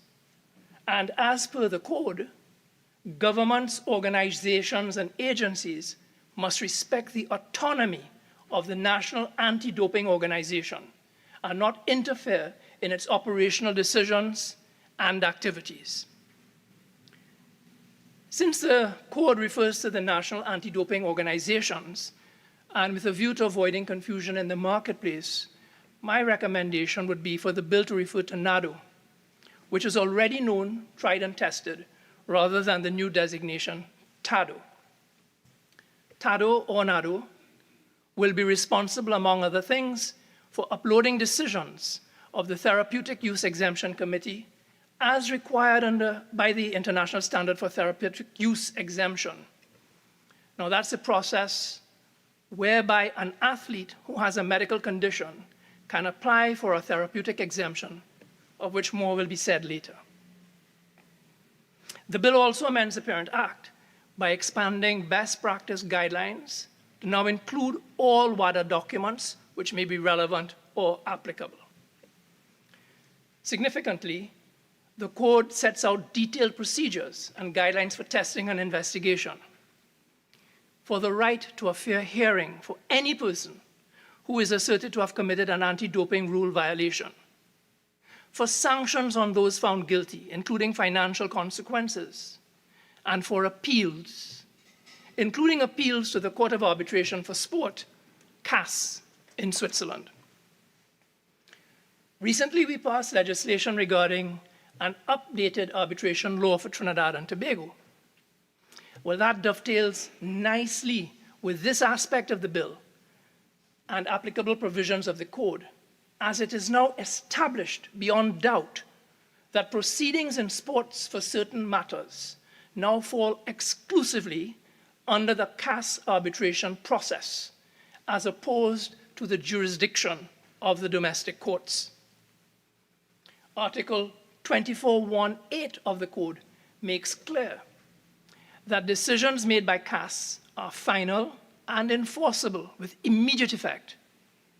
Article 24(1)(9) provides that decisions by CAS are applicable worldwide and must be recognized, respected, and given full effect.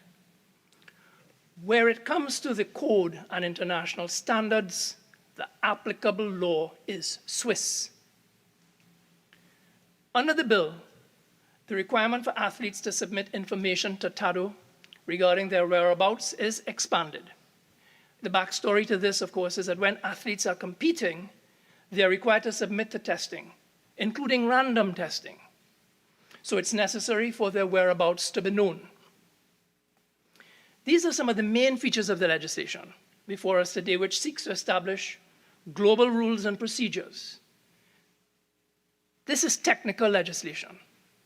It is born out of international sports law and practice, which by its nature is highly specialized. This is not legislation one can easily walk through, more so for those who lack an understanding about sports governance in general and anti-doping in particular. So for the viewing public, I will try to put the bill in context and make it user-friendly, highlighting some of the more important provisions. And if time allows, I would like to share some thoughts on how this legislation will impact our athletes. For most national athletes, the anti-doping requirements are or should already be on their radar. However, as indicated at Part 3 of the Code, anti-doping is not restricted to athletes.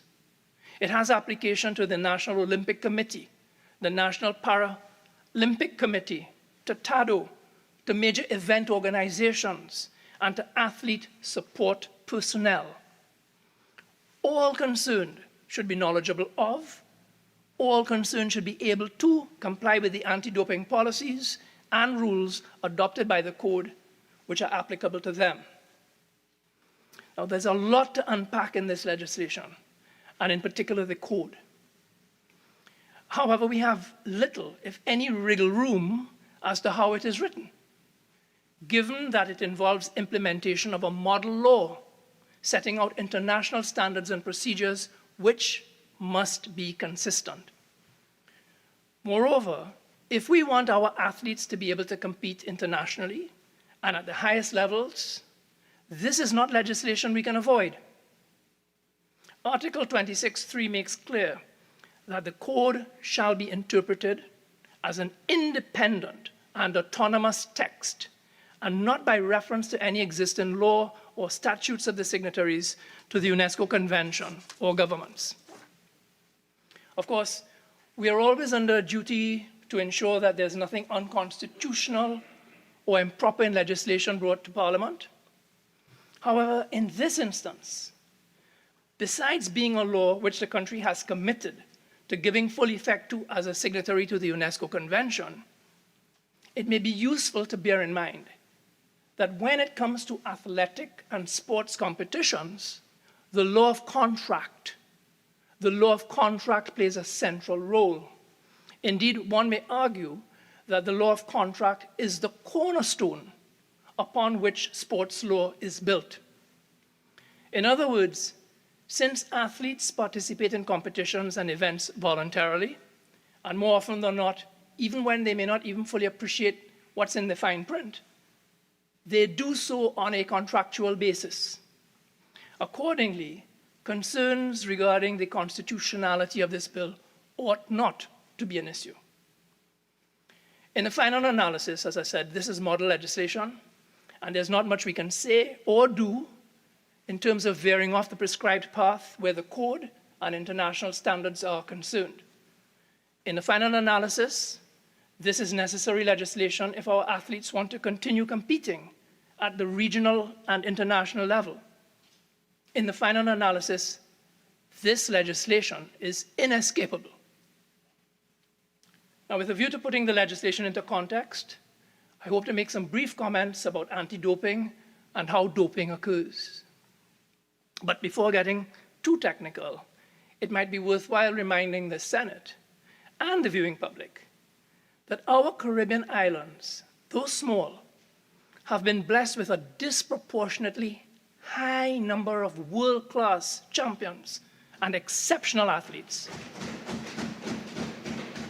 Usain Bolt from Jamaica, Formula One champion Lewis Hamilton, whose roots are Grenadian, closer home, Claude Noel, Tiger Stewart, Giselle Salandi for boxing, George Bovell, Dylan Carter for swimming, Bertram Manim, Roger Daniel for shooting, Keshawn Walcott for the javelin throw, Gene Samuel, Nicholas Paul, Roger Gibbon for cycling, Hazley Crawford, Atto Bolden for running, Dwight York, Russell Latapi for football, Brian Lara, Sir Larry Constantine for cricket. Now, I have left out a lot of people, and I could expand on that list. It is not exhaustive, but time and the standing orders do not allow. And while our sports heroes have earned honor and respect for our country, it should also be remembered that fundamentally, sport is also big business. Indeed, at a time when traditional jobs are being lost to automation and to the new technologies, the sports sector offers exciting opportunities for citizens of Trinidad and Tobago to earn an income, whether as athletes, coaches, referees, administrators, athlete support personnel, sports lawyers, sports nutritionists, sports doctors. If we hope to develop sports as a sector, not just national athletes, but all stakeholders need to be knowledgeable about the rules, the regulations, and procedures regarding anti-doping. Now, the focus of this legislation is on one of the dark sides to sport, specifically the doping of competitors, a practice which is unfair to other athletes and which runs counter to the ideal that the best shall win in a clean and fair competition. Athletes who run afoul of the anti-doping laws and requirements are disqualified, they lose the right to compete, they forfeit their medals, their victories, they lose sponsors, they lose the opportunity to make a living, and they bring shame and disgrace to themselves, their loved ones, their teammates, and their countries. Consider, for example, Ben Johnson, who was stripped of his 100-meter gold medal. Diego Maradona, one of the greatest athletes of all time, whose use of cocaine triggered a tragic downfall. Lance Armstrong, who after it was discovered had been using steroids in a very sophisticated doping program. He lost reputation, sponsors, and medals in one fell swoop. Article 10 of the Code lists the sanctions which can be imposed on individuals, while Article 11 sets out the consequences to a team where one or more of its members have been found guilty of a doping violation. Anti-doping matters because athletes have a right to compete in clean sport. And anti-doping rules and regulations are necessary because while the vast majority of athletes respect the rules and compete cleanly, for those who have a win-at-all-cost mentality or for whom defeat in competition can be difficult to handle, the use of artificial enhancement may be seen as a risk worth taking. Further, while it may be tempting to think that anti-doping applies solely to athletes who set out to cheat, the sad reality is that the anti-doping environment is much wider. Indeed, within that wider environment, sports managers, doctors, and even countries have pressured athletes or duped athletes into taking banned substances. The fact is, when we consider what drives sportsmen to dope, there are many factors at play, ranging from recovering from and treating with injuries, the pressure to win, being told that everybody's doing it and they can't get caught, concerns about making the team, concerns about getting to sign an important contract, concerns when funding is under threat, concerns about not making the cut, or just wanting to get stronger, bigger, or faster. Under Schedule 1 of the Code, doping is defined as the occurrence of one or more of the anti-doping rule violations set forth in Article 2 of the Code. And this includes when an athlete takes a banned substance which enhances or improves performance in any number of ways. And as we've heard, doping may occur by taking anabolic steroids, like testosterone to increase muscle bulk, taking stimulants to increase heart rate, blood flow, and speed, taking diuretics to lose weight, or by using masking agents to flush drugs from the system, taking narcotics to mask pain or to compete through the pain, taking beta blockers to lower heart rate and reduce trembling, taking human growth hormones to increase exercise capacity, bone density, and muscle mass. And besides non-approved or prohibited substances, there are also what are known as prohibited methods, such as the manipulation of blood and blood components through the use of blood doping or blood transfusions to increase oxygen delivery capacity for great endurance, chemical and physical manipulation, gene editing, and using genetically modified cells.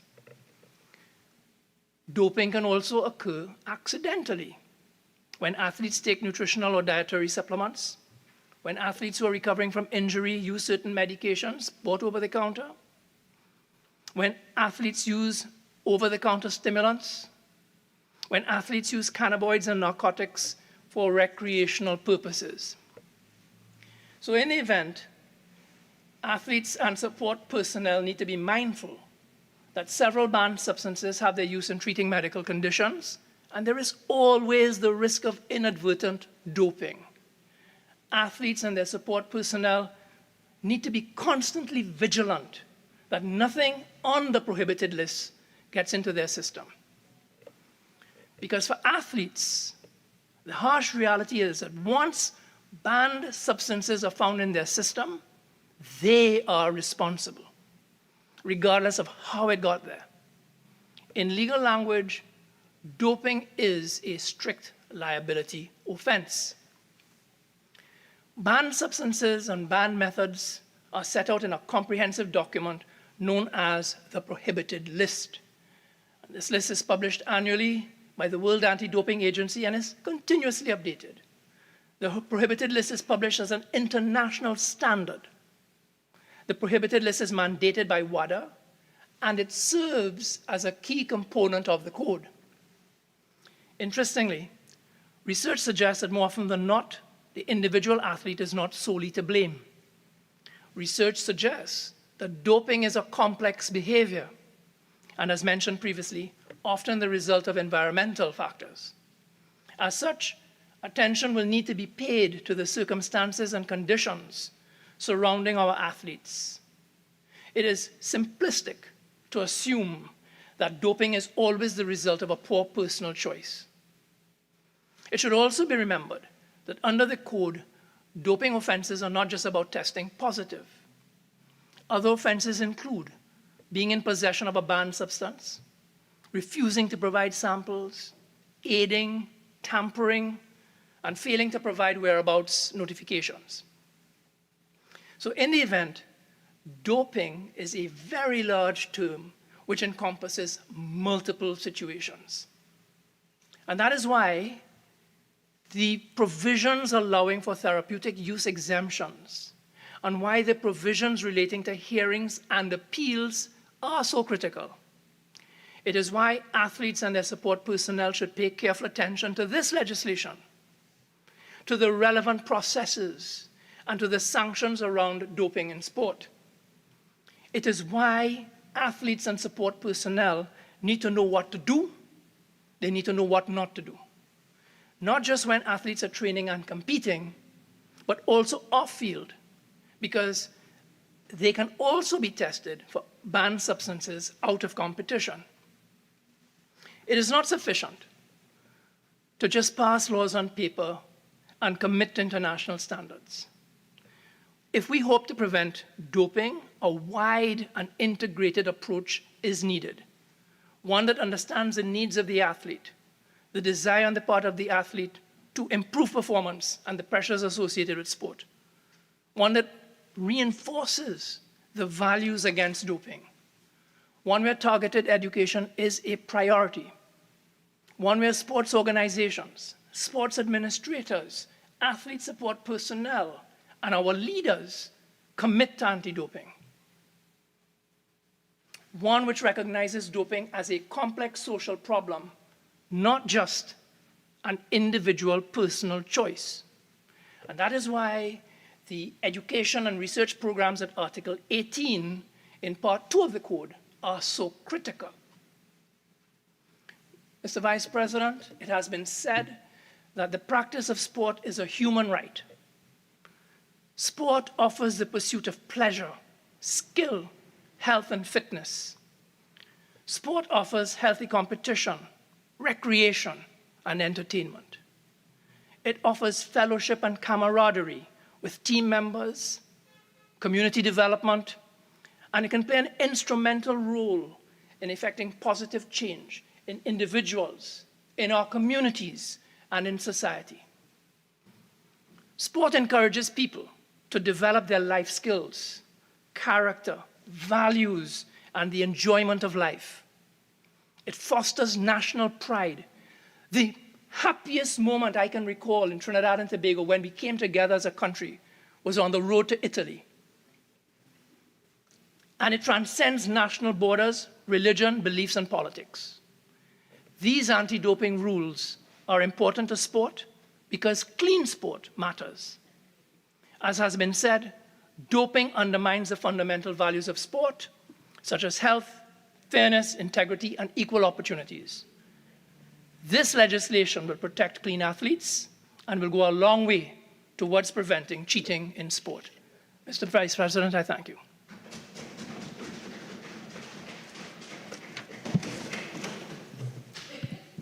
Senator the Honourable Randall Mitchell.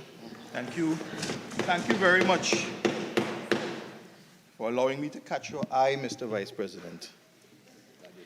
Mr. Vice President, let me start off by saying how grateful we are on this side for the experience, the wisdom, and of course the qualification of Senator Anthony Vieira's contribution here today. My colleague here, Minister of Sport, spoke early on in her presentation about the quality and the experience and the contributions of independent senators. And today, I'm very grateful, not just for yours, but also for Senator Dayal Singh's. But Mr. Vice President, today I want to start off on a different track. Today, we've realized that the opposition has carried out their promise of being absent from the Senate benches today. But I want to take issue because, of course, we learned about it early this morning of the opposition's plan to skip the Senate sitting today.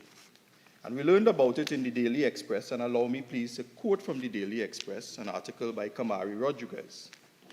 And next to the article, we have a picture of Senator Wade Mark with the apt caption, "Absent Wade Mark."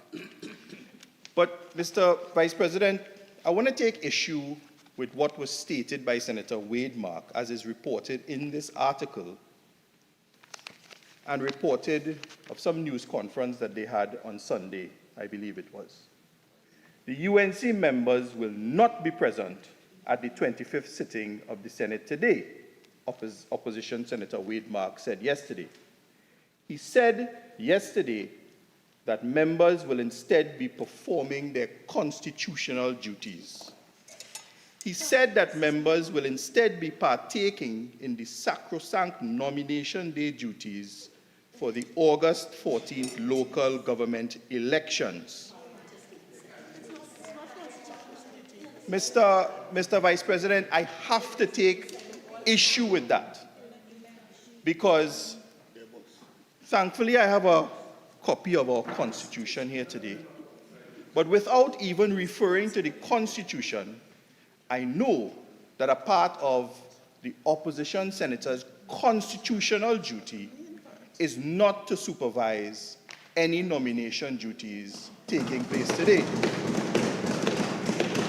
Because we too are a party, the strongest party in Trinidad and Tobago, and we have been since 1956. We too could have been there supervising nomination activities, but it's not a part of the Constitution. Those are not constitutional duties. Mr. Vice President, let me quote for you what the Constitution says in Chapter 4, Part 1, Composition of the Parliament, and it speaks in Section 41 of the Constitution. The Senate shall consist of 31 members, in this Constitution referred to as senators, who shall be appointed by the President in accordance with this section. And in 42B, it says, 6 shall be appointed by the President, acting in accordance with the advice of the leader of the opposition. And then it goes on. Mr. Vice President, we are all sworn in here to do the work of the people of Trinidad and Tobago. to legislate on behalf of the people of Trinidad and Tobago. And in doing so, Mr. Vice President, we swore an oath. And let me take you to the oath. It is attached to the first schedule of the Constitution, and it goes, form of oath for member of the House of Representatives or the Senate.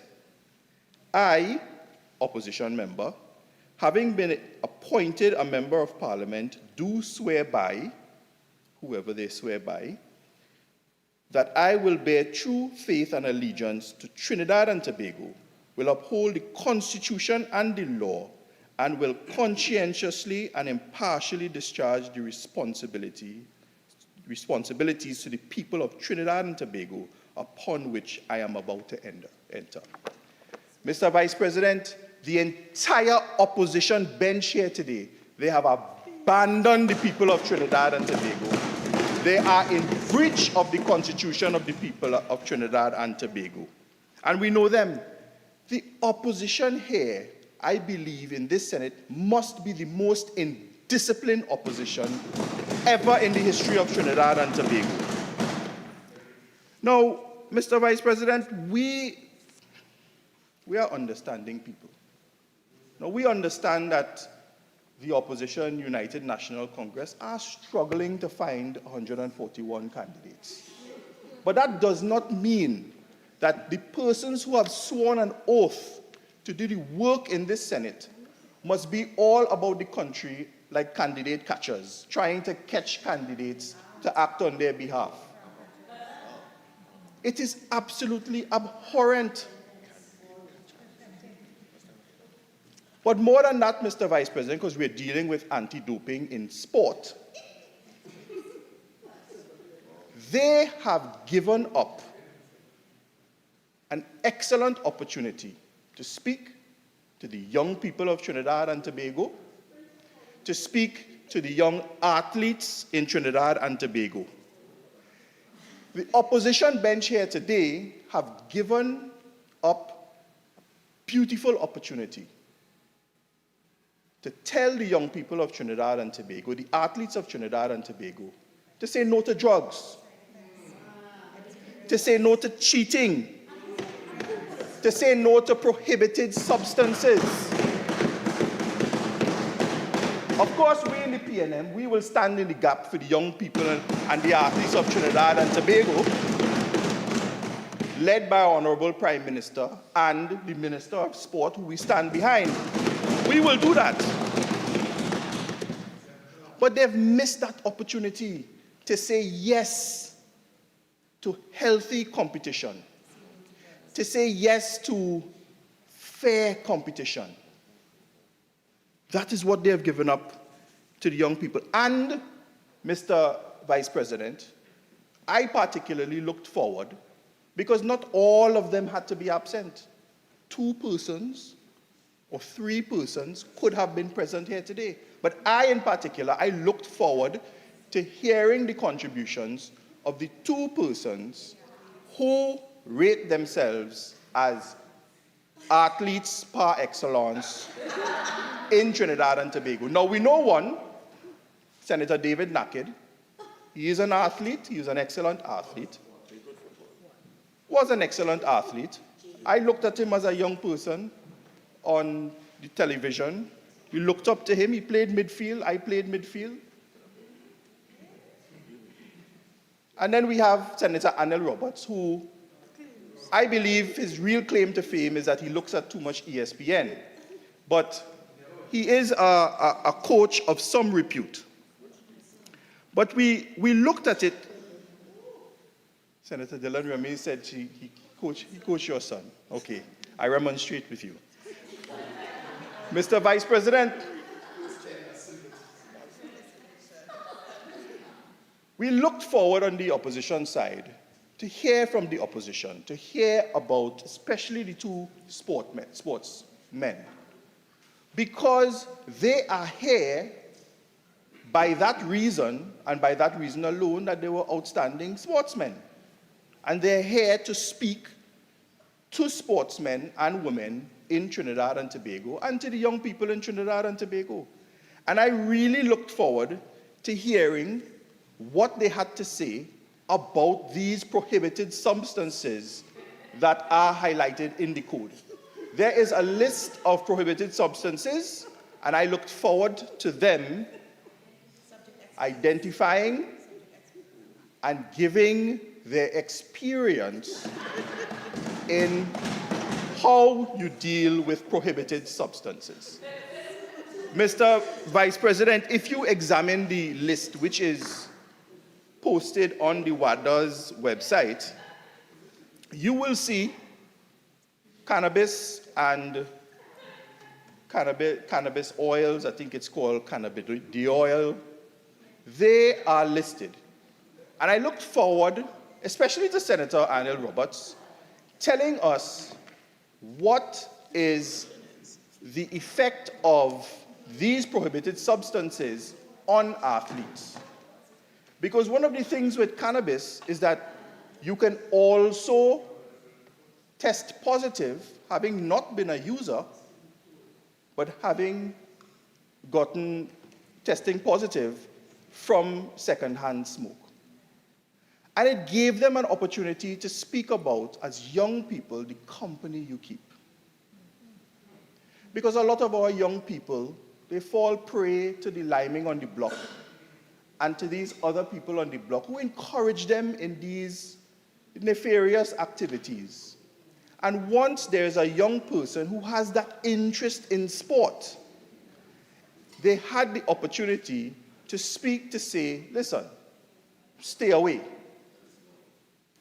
We looked forward to hearing what they had to say about stimulants such as cocaine and heroin and all of these things. It gave opposition members a chance to stand together with the independent senators and with the government to say to our young people and to our athletes to say no to drugs, say no to cheating, say no to harmful substances.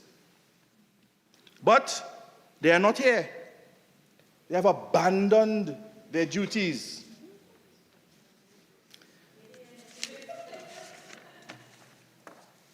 Maybe they did have nothing to say, or maybe they could not say it with a straight face. Mr. Vice President, I stand with the Minister of Sport. Of course, as was said, the primary aim of this amendment bill is to bring the bill in compliance with the new revised code on anti-doping in sport. It is a worldwide accepted standard, and this is what we have to do. It is a convention, and this is what we have to do to bring our own sporting regime in line with the international standards. And one of the new inclusions that I would speak about, very briefly, is I welcome the introduction of the operational independence requirements. Because, of course, this anti-doping regime, I see it as analogous to the administration of justice, where you have the police and you have the judiciary and, of course, the Privy Council, all of whom must be independent, because the Trinidad and Tobago Anti-Doping Organization, who will do this work on behalf of Trinidad and Tobago, TAWADA, they must, of course, conduct, similar to the police stop and search procedures where they check you, either mandatory testing or random search type testing. They have to check you.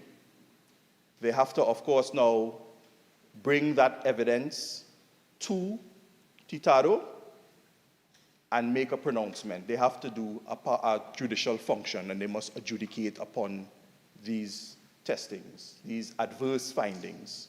And of course, there is the appeal process as well, all of whom must be independent, and of course, to the Court of Arbitration. And all must abide by these operational standards. Mr. Vice President, I commend this to the people of Trinidad and Tobago. I stand with the Minister of Sport, I stand with the government, and I stand with the people and the young people of Trinidad and Tobago. We say no to drugs, we say no to prohibited substances, and we say no to cheating, and of course, we say no to the Opposition United National Congress. Thank you very much.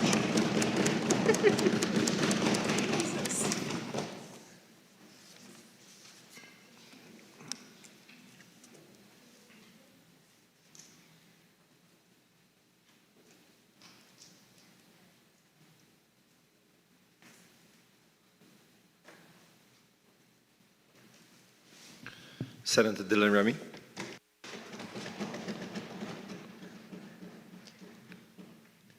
Thank you, Mr. Vice President. The only disclosure that I have is that I participated in 2 triathlons. Doing the swim leg in a relay. And my brother did do swimming nationally. And yes, Senator Roberts did coach my son when he was with the swim team, and he did go to CCCAN as a representative. Having said all of that, Mr. Vice President, I'm humbled to speak on such an important legislative matter engaging the Parliament's attention at this time. I note the enthusiasm of the Minister of Sports. I mean, oh gosh, he could have spoken for another hour. Yes, thank you, Minister, and also the submissions of the Senator Vieira and Senator Dialsing. I note the Senator Dialsing's point about this being done kind of hurriedly before the Commonwealth Youth Games. I am not so sure that this is the aim, but the fact is that it has to be done before the Commonwealth Youth Games, and the fact that it is being done in a manner that is in keeping with international standards. And as I heard in the presentation in the other place when the bill was presented, there were some amendments that were made only recently, I think in May, and therefore my understanding that the timing of this is in keeping with those whatever WADA had brought to the attention of all local administrators. So this amendment to the Act, which aims to bring our country into a place of compliance with the international standards that set out by the World Anti-Doping Agency, created by the World Anti-Doping Association. In Section 4.1 of the bill, it states that the international standard has the meaning assigned to it in the code. And as the amendment showed, that the code is incorporated into the Act, so that it is a part of one of the schedules of the Act. The World Anti-Doping Code is the core document that harmonizes anti-doping policies, rules, and regulations within sporting organizations and among public authorities around the world. It works in conjunction with the 8 international standards which aim to foster consistency among anti-doping organizations in various areas. Our need for compliance is by virtue of the fact that Trinidad and Tobago is a signatory to the code, and as such, full implementation of its particulars is required. The code will cover all in-competition and out-of-competition testing arrangements. This is a necessity in terms of maintaining and upholding transparency and fairness practices in the sporting world. And it is not a far-fetched idea or inapplicable to our territory. Trinidad and Tobago is no stranger to doping scandals, and has been mentioned before. And yes, it is not very widespread, but at least it is a reality. As we know, in 2013, Trinidad and Tobago Athletics Federation confirmed that sprinter Kellyanne Batiste was involved in a doping case, and that is why she was withdrew from a 100-meter in the World Championships, and Michel Liahi, an Olympic 100-meter and 200-meter finalist, was provisionally suspended for anti-doping violations in 2019. And some of the other speakers before me would have mentioned others. And I do endorse what Senator Mitchell said, that we don't want to have these violations, and with our athletes and also throughout the Caribbean, as we seek to continue to impact the sporting arena as we have been doing over the years.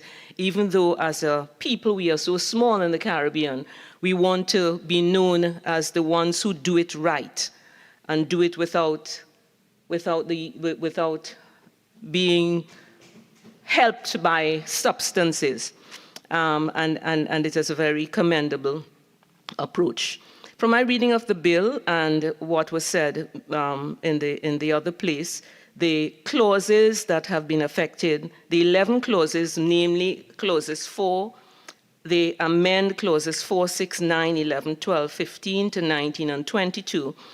And that is a part of the WADA Code. An appeal board must be in place and in adherence to the separation of powers, as Senator Vieira would have spoken about, and also Senator Mitchell. The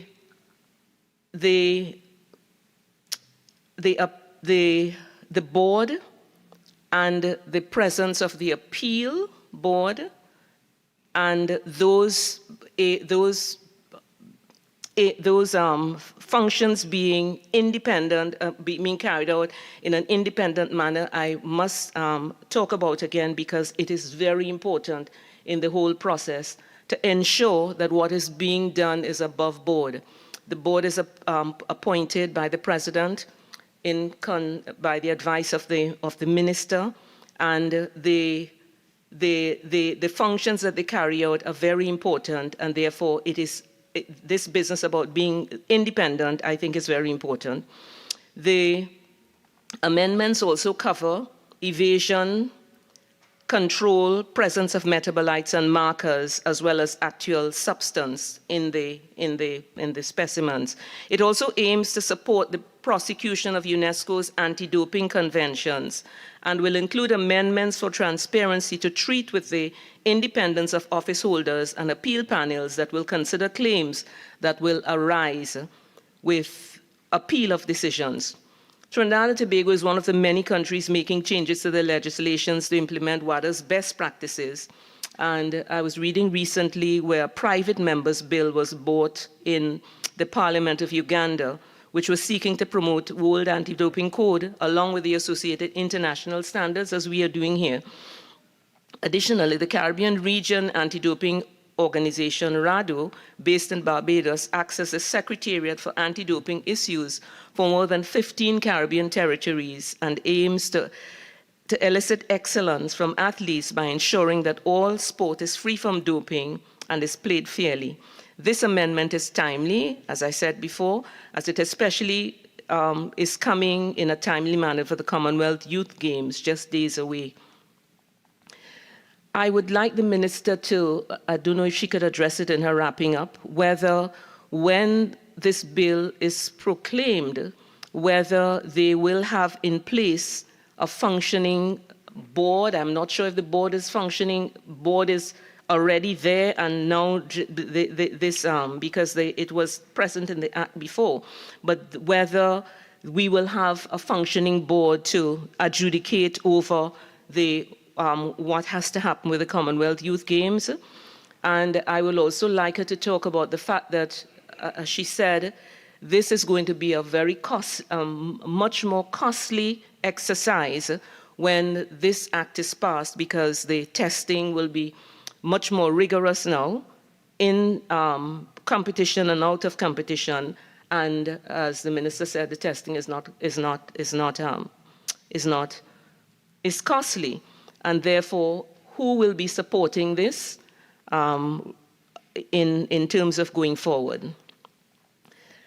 Clause Clause 8 of the bill would amend Section 17 of the Act, principally to make the Trinidad and Tobago Anti-Doping Organization responsible for uploading each therapeutic use exemption committee decisions to ADAMS as required by the International Standard for Therapeutic Use Exemption. And it was noted about the athletes having to, persons with medical conditions having to apply for therapeutic use exemption to the committee. And that committee will be consisting of medical personnel and stuff like that, and they will have to adjudicate on those requests. I think that is also very important. Clause 11 of the bill would amend Section 20 of the Act by repealing and substituting subsections 1 and 2. These new subsections would provide the process by which an international level athlete who has a medical condition requiring the use of the prohibited substance may apply to the for therapeutic use exemption.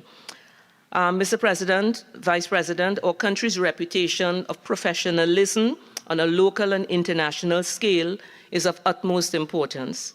There must be evidence that our country holds and operates with the value of adhering to industry's best practice, transparency, and fairness. To date, anti-doping measures have been overseen and administered by the Trinidad and Tobago Olympic Committee in accordance with the World Anti-Doping Agency practices. And these amendments would, the amendments that are being made now would differ from what is currently being held, and we have to now be held to higher standards. As such, implementing these measures as they bolster our professionalism and send a message about the standard which we intend to operate in Trinidad and Tobago. And for that reason, Mr. Vice President, I do endorse the bill. I thank you.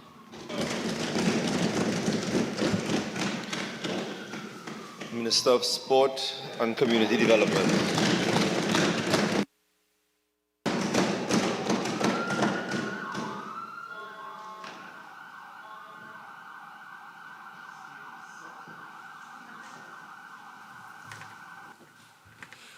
Thank you, Mr. President, for the opportunity to close this debate. I want to thank all the members of the independent bench for your stellar contributions, and to my colleague on this side, who usually acts on my behalf whenever I'm not in the country, Mr. Randall Mitchell. He has a good appreciation for sport. Mr. President, I'm happy that we are at this point and that the Senate has understood the assignment. The members who have contributed have all offered to support the legislation. This is what we need at this time.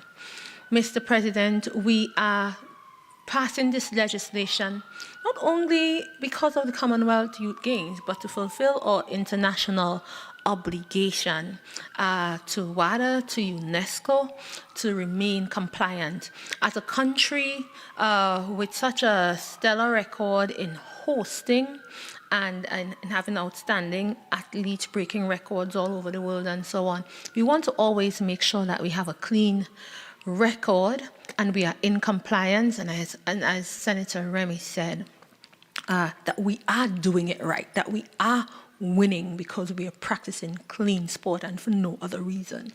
You know, Mr. President, as we welcome the world to Trinidad and Tobago in August 4th to 11th, over 1,000 athletes supported by about 500 officials. Trinidad and Tobago would showcase the best of not only our athletes but our facilities, so we want to be that place to host. Some may say we are tardy in doing this. I would say developing countries have always been tardy because we are more skeptical and we are more cautious. When the water codes and regulations came into being and the conversation started many, many years ago, it was basically among the developed countries with the science, the technology, and the capacity to make it work. So they developed rules and regulations that suited them. And then we as developing countries with less resources and a smaller voice had to pretty much just jump on board. So we've always been cautious and we've always accused the bigger countries, you're not taking us into consideration. You have to provide some assistance to us so that we can catch up. It's difficult to walk that road at this time because it's an international code, it's international regulation. And as an athlete himself, Senator Vera has said to us, there is no getting away from it. You have to catch up, you have to run the distance, you have to do your very best to remain on par for your country, for your athletes, for sport in the true sense and spirit of sport. So you would note that even though the first code came around about 2004, 2005, many countries didn't come on board until 2007. And when we passed the legislation in 2013, conversation had already started about updating, upgrading, and amending because it's a real living, breathing, moving thing. Even right now, as we, in 2023, adopt rules and regulations from 2021, Senator Diallo Singh raised the whole issues as to how is WADA going to deal with this issue of transgenders in sport. And although they've touched on the issue, I don't think that they've delved into that issue as deeply as they should. Right now, their transgender athletes are still subjected to the same type of testing and rules and regulations as others. The conversation right now is more about what sex is going to be the person who is witnessing the test.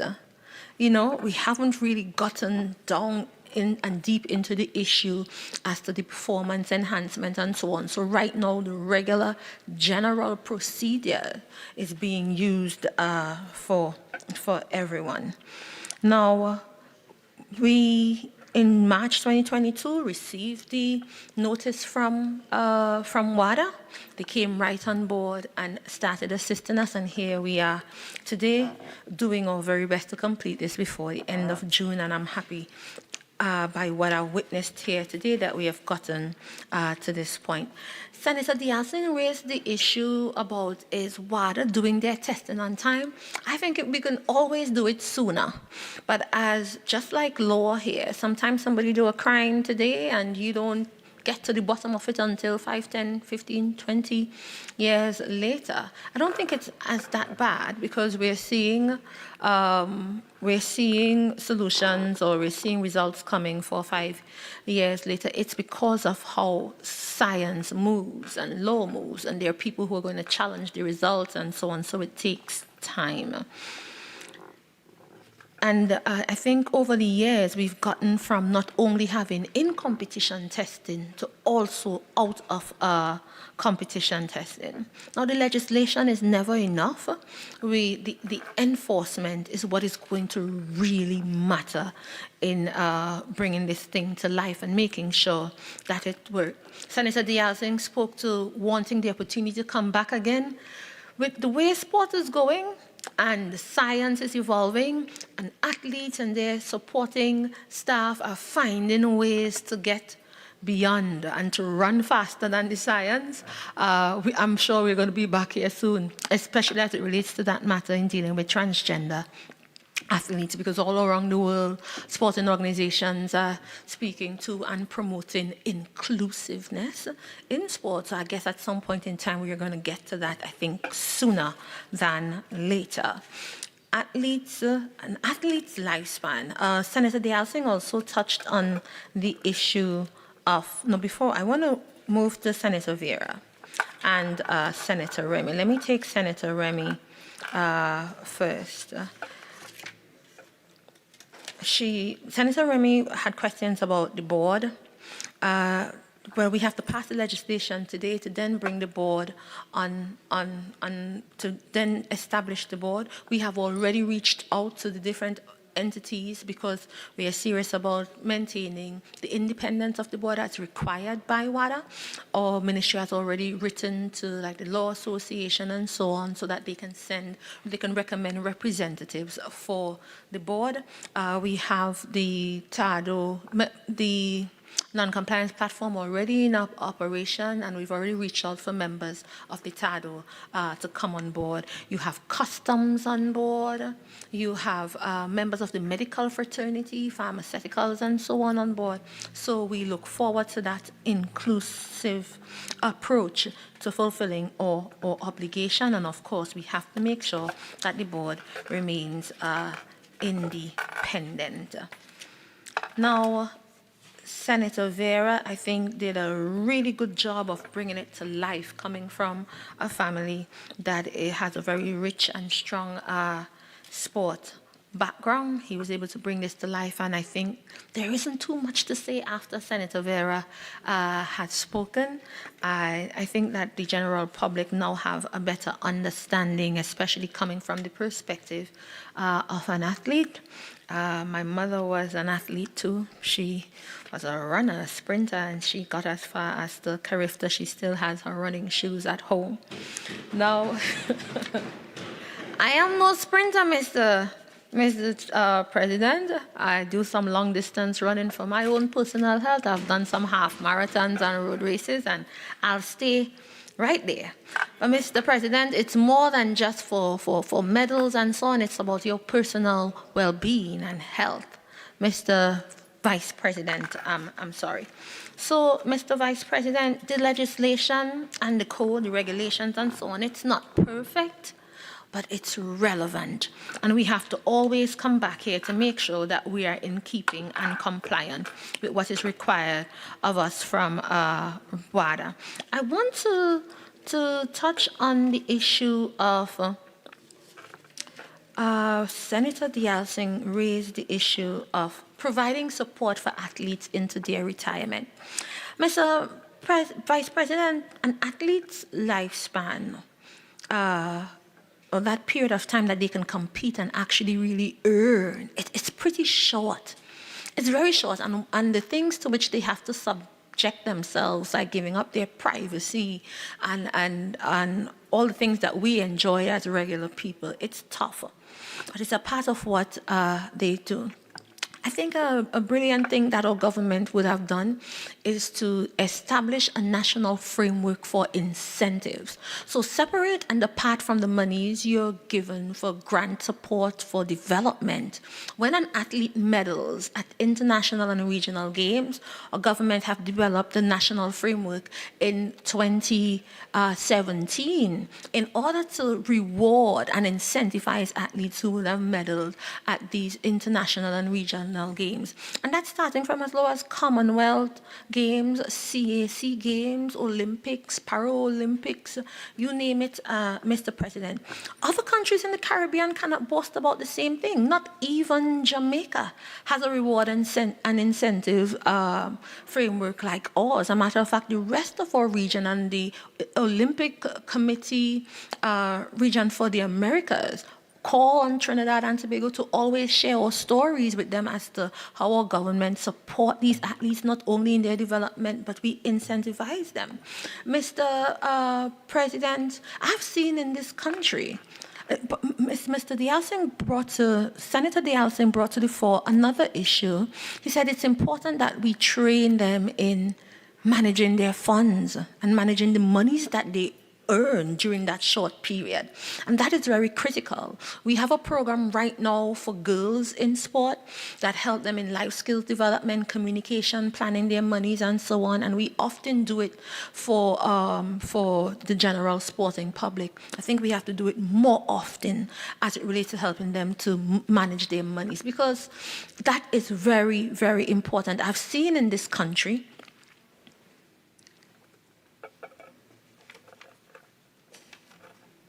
Thank you, Mr. President. I've seen in this country athletes who receive their rewards and incentives during their heydays, and then afterwards, it's a whole different story. I've seen in this country athletes rewarded handsomely after winning medals and international titles, given a home by the government and social support to the day of their death. I've seen athletes given a home by the government who took that that specific house and turn it into an apartment complex of some sort, receiving income from the apartment complex, along with social support from the government. And then their children or nieces or nephews collect the funding and don't use it to help them. But then they would post pictures and videos of them on social media. And we have to turn back and ask these families, what are you doing to your family member? Mr. President, we're at the stage right now where if you win a gold medal, in an individual athlete wins a gold medal, they get $1 million along with unit trust units, Mr. President. And the list goes on and on and on. I have been bombarded by the media in the short time I sat there about this issue relating to the 2008 relay team, as I mentioned before. When these youngsters won the silver medal in 2008, they were given $500,000 each, along with, I think, $250,000 in unit trust units. Now they've been upgraded to gold, and they want to be compensated for being upgraded to gold. But the policy of today speaks to, if you've gotten gold, you get the same $500,000, but less units. You now get 50 unit trust units. So what a gold medalist in a relay is receiving, Olympic relay is receiving now, is less than what they received in 2008.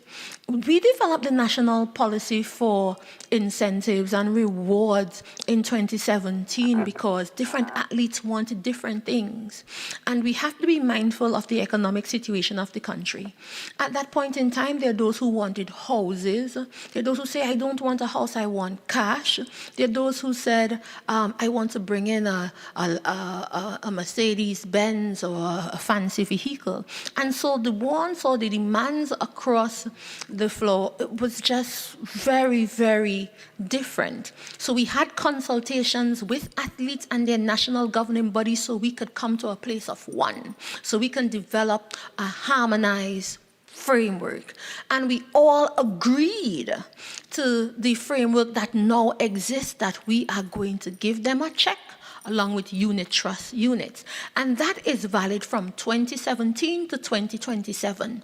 When we get to 2027, we go back again and do consultations to hear what are the athletes saying, how did this thing work out for us, are we going to move forward? But for now, that is the policy that is being implemented, and that is what our government and our ministry goes by. There is no change, because if we go from athlete to athlete, different athletes are going to be requesting different things. And some of these same athletes, they receive their cash. Every time a world record is broken, every time they've medaled, if an athlete goes to a competition and they've won 3 medals, they get paid for each medal.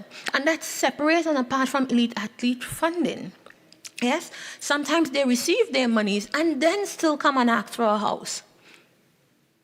And then there are athletes who haven't medaled yet that just want a house.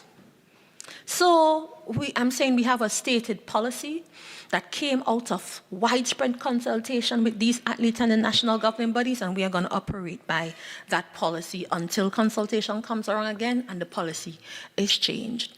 Mr. President and the members of this House, I must say I'm very thankful. I'm very grateful for your support, for your contribution. I think we have gone the distance and put in the work, especially as it relates to what is being required of us by WADA. I want to thank the technical teams once again in the different ministries, Ministry of Sport, Attorney General, and you who have taken the time out to read this legislation. It's long and it's complicated, but we got the job done. I want to thank you for your support, and I beg to move.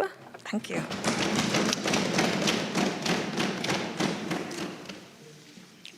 Honourable Senators, the question is that a bill entitled An Act to Amend the Anti-Doping in Sports Act, Chapter 4056, to bring in compliance the non-conformities of the Act with the standards of the World Anti-Doping Code be now read a second time. Those in favour say aye. Aye.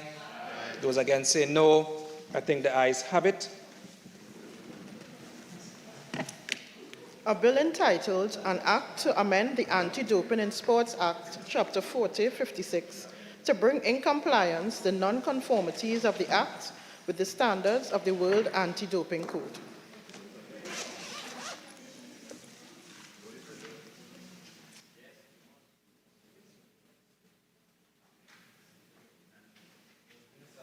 Community Development. Close by close. Mr. President, in accordance with Standing Order 66-1, I beg to move that the Anti-Doping in Sports Amendment Bill 2023 be committed to a committee of the whole Senate, forthwith to be considered clause by clause.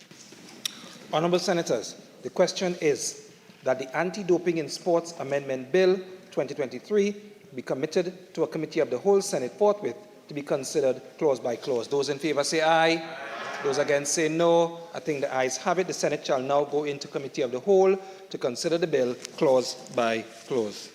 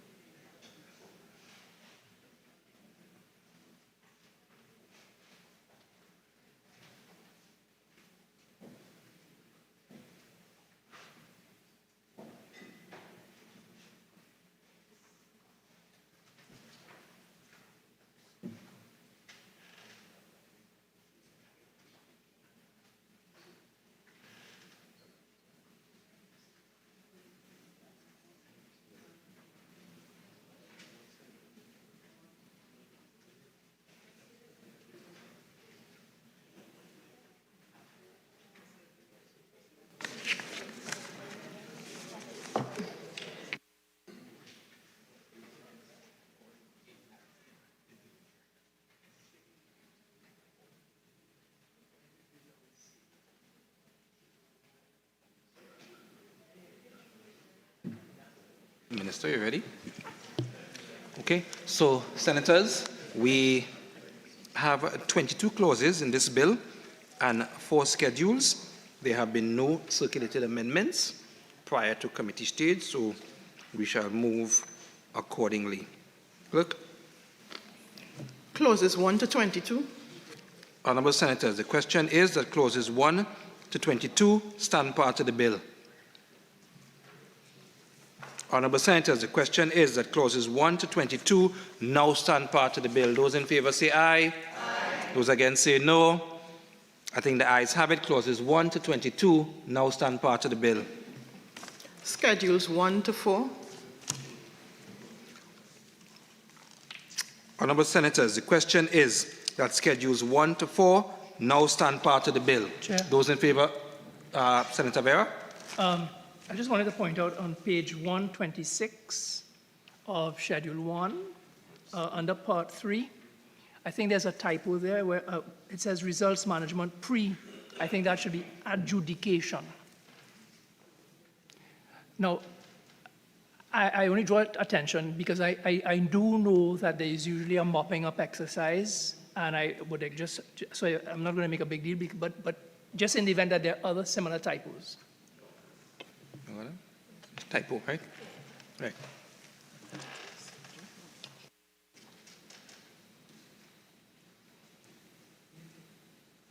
You want to repeat exactly where the typo is, just for the... Page 126 of Schedule 1, just underneath Part 3.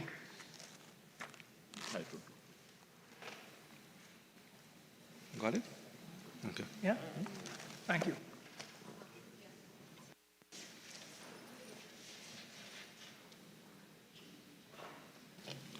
Okay, so just go a little bit further to specifically indicate the word, the typo, what's left out. Under Part 3, results management, it says D-J-U-D-I-C-A-T-I-O. It should be adjudication.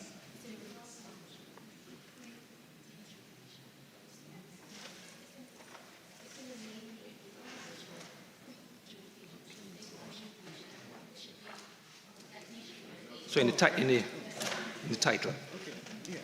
Okay, perfect. So everybody has that, and everybody is quite clear. So I'll put the question again. Honourable Senators, the question is that Schedule 1 to 4 now stand part of the bill. Those in favour say aye. Those against say no. I think the ayes have it. Schedules 1 to 4 now stands part of the bill. Honourable Senators, the question is that the bill be now reported to the Senate. Those in favour say aye. Those against say no. I think the ayes have it. The bill will now be reported to the Senate.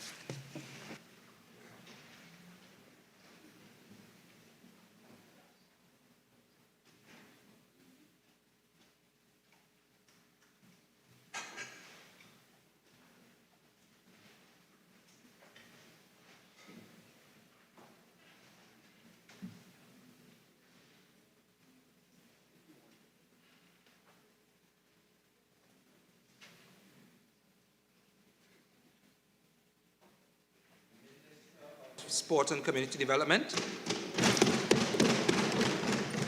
Thank you, Mr. President. Mr. President, I beg to move that a bill entitled An Act to Amend the Anti-Doping in Sports Act, Chapter 4056, to bring in compliance the non-conformities of the Act with the standards of the World Anti-Doping Code, be read a third time and passed. Honourable Senators, the question is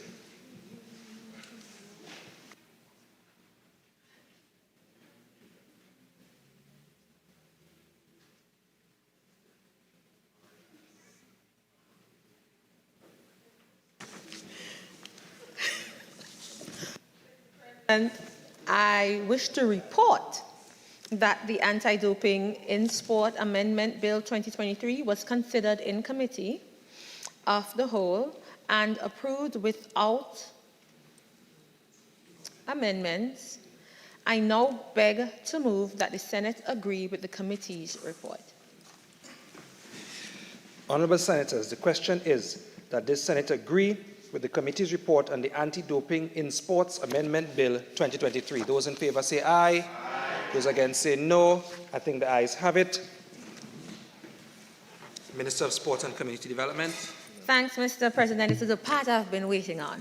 Mr. President, I beg to move that a bill entitled An Act to Amend the Anti-Doping in Sports Act, Chapter 4056, to bring in compliance the non-conformities of the Act with the standards of the World Anti-Doping Code, be now read a third time and passed. Honourable Senators, the question is that a bill entitled An Act to Amend the Anti-Doping in Sports Act, Chapter 4056, to bring in compliance the non-conformities of the Act with the standards of the World Anti-Doping Code be now read a third time and passed. Those in favour say aye. Those against say no. I think the ayes have it. A bill entitled An Act to Amend the Anti-Doping in Sports Act, Chapter 4056, to bring in compliance the non-conformities of the Act with the standards of the World Anti-Doping Code. Honourable Senators, the question is that a bill entitled An Act to Amend the Trinidad and Tobago Netball Association Incorporation Act 1979 be now read a second time. Those in favour say aye. Those against say no. I think the ayes have it.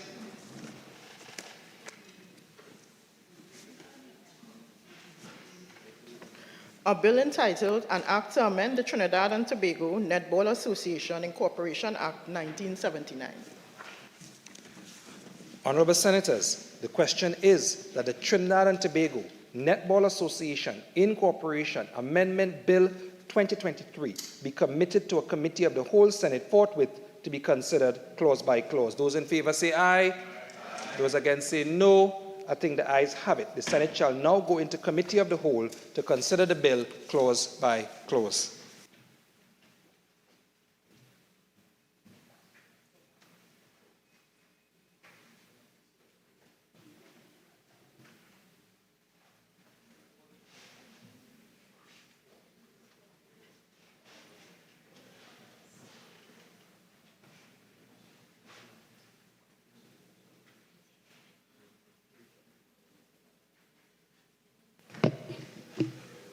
Honourable Senators, there are 2 clauses and a preamble in this bill.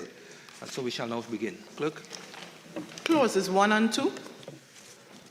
Honourable Senators, the question is that clauses 1 and 2 stand part of the bill.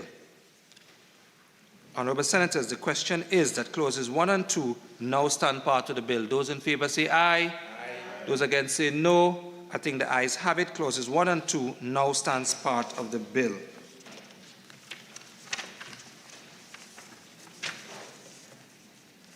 Honourable Senators, the question is that the preamble to the bill be approved. Those in favour say aye. Aye.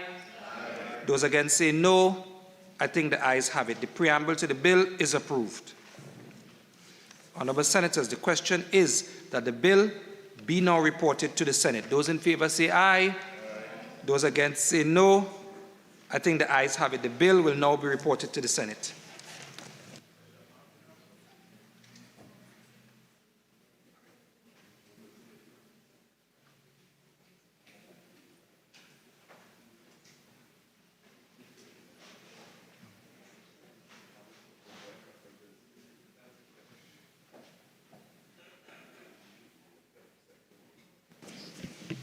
Honourable Senators, the bill having been considered in Committee of the Whole and approved without amendments, the question is that a bill entitled an Act to amend the Trinidad and Tobago Netball Association Incorporation Act 1979 be forthwith read a 3rd time and passed. Those in favour say aye. Aye. Those against say no. I think the ayes have it. A bill entitled an Act to amend the Trinidad and Tobago Netball Association Incorporation Act of 1979. Honourable Senators, the question is that a bill entitled an Act to amend the Pentecostal Assemblies of the West Indies Incorporation Act 1965 be now read a 2nd time. Those in favour say aye. Aye. Those against say no. I think the ayes have it. A bill entitled an Act to amend the Pentecostal Assemblies of the West Indies Incorporation Act of 1965. Honourable Senators, the question is that the Pentecostal Assemblies of the West Indies Incorporation Amendment Bill 2023 be committed to a Committee of the Whole Senate forthwith to be considered clause by clause. Those in favour say aye. Aye. Those against say no. I think the ayes have it. The Senate shall now go into Committee of the Whole to consider the bill clause by clause.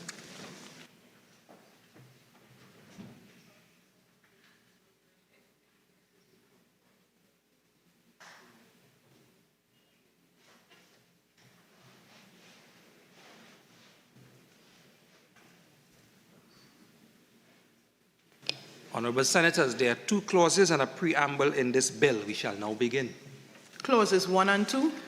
Honourable Senators, the question is that clauses 1 and 2 stand part of the bill. Honourable Senators, the question is that clauses 1 and 2 now stand part of the bill. Those in favour say aye. Aye. Those against say no. I think the ayes have it. Clauses 1 and 2 now stands part of the bill. The preamble.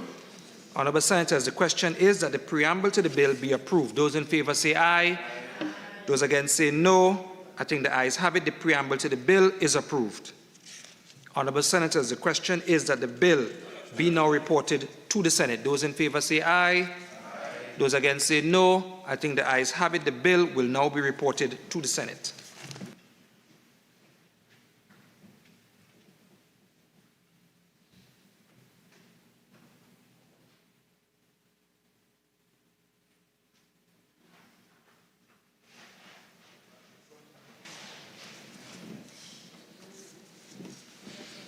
Honourable Senators, the bill, having been considered in the Committee of the Whole and approved without amendments, the question is that a bill entitled an Act to amend the Pentecostal Assemblies of the West Indies Incorporation Act 1965 be forthwith read a 3rd time and passed. Those in favour say aye. Aye. Those against say no. I think the ayes have it. A bill entitled an Act to amend the Pentecostal Assemblies of the West Indies Incorporation Act 1965. Honourable Senators, the question is that a bill entitled an Act to amend the Trinidad and Tobago National Council on Alcoholism Incorporation Act 1977 be now read a 2nd time. Those in favour say aye. Aye. Those against say no. I think the ayes have it. A bill entitled An Act to Amend the Trinidad and Tobago National Council on Alcoholism Incorporation Act 1977. Honourable Senators, the question is that the Trinidad and Tobago National Council on Alcoholism Incorporation Amendment Bill 2023 be committed to a committee of the whole Senate forthwith to be considered by clause. Those in favour say aye. Those against say no. I think the ayes have it. The Senate shall now go into a committee of the whole to consider the bill clause by clause.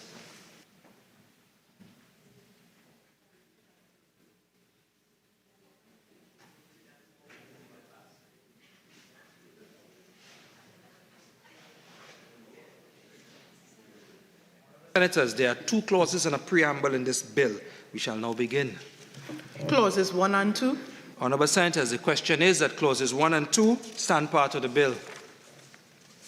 Honourable Senators, the question is that clauses 1 and 2 now stand part of the bill. Those in favour say aye. Those against say no. I think the ayes have it. Clauses 1 and 2 now stands part of the bill. The preamble. Honourable Senators, the question is that the preamble to the bill be approved. Those in favour say aye. Those against say no. I think the ayes have it. The preamble to the bill is approved. Honourable Senators, the question is that the bill be now reported to the Senate. Those in favour say aye. Those against say no. I think the ayes have it. The bill will now be reported to the Senate.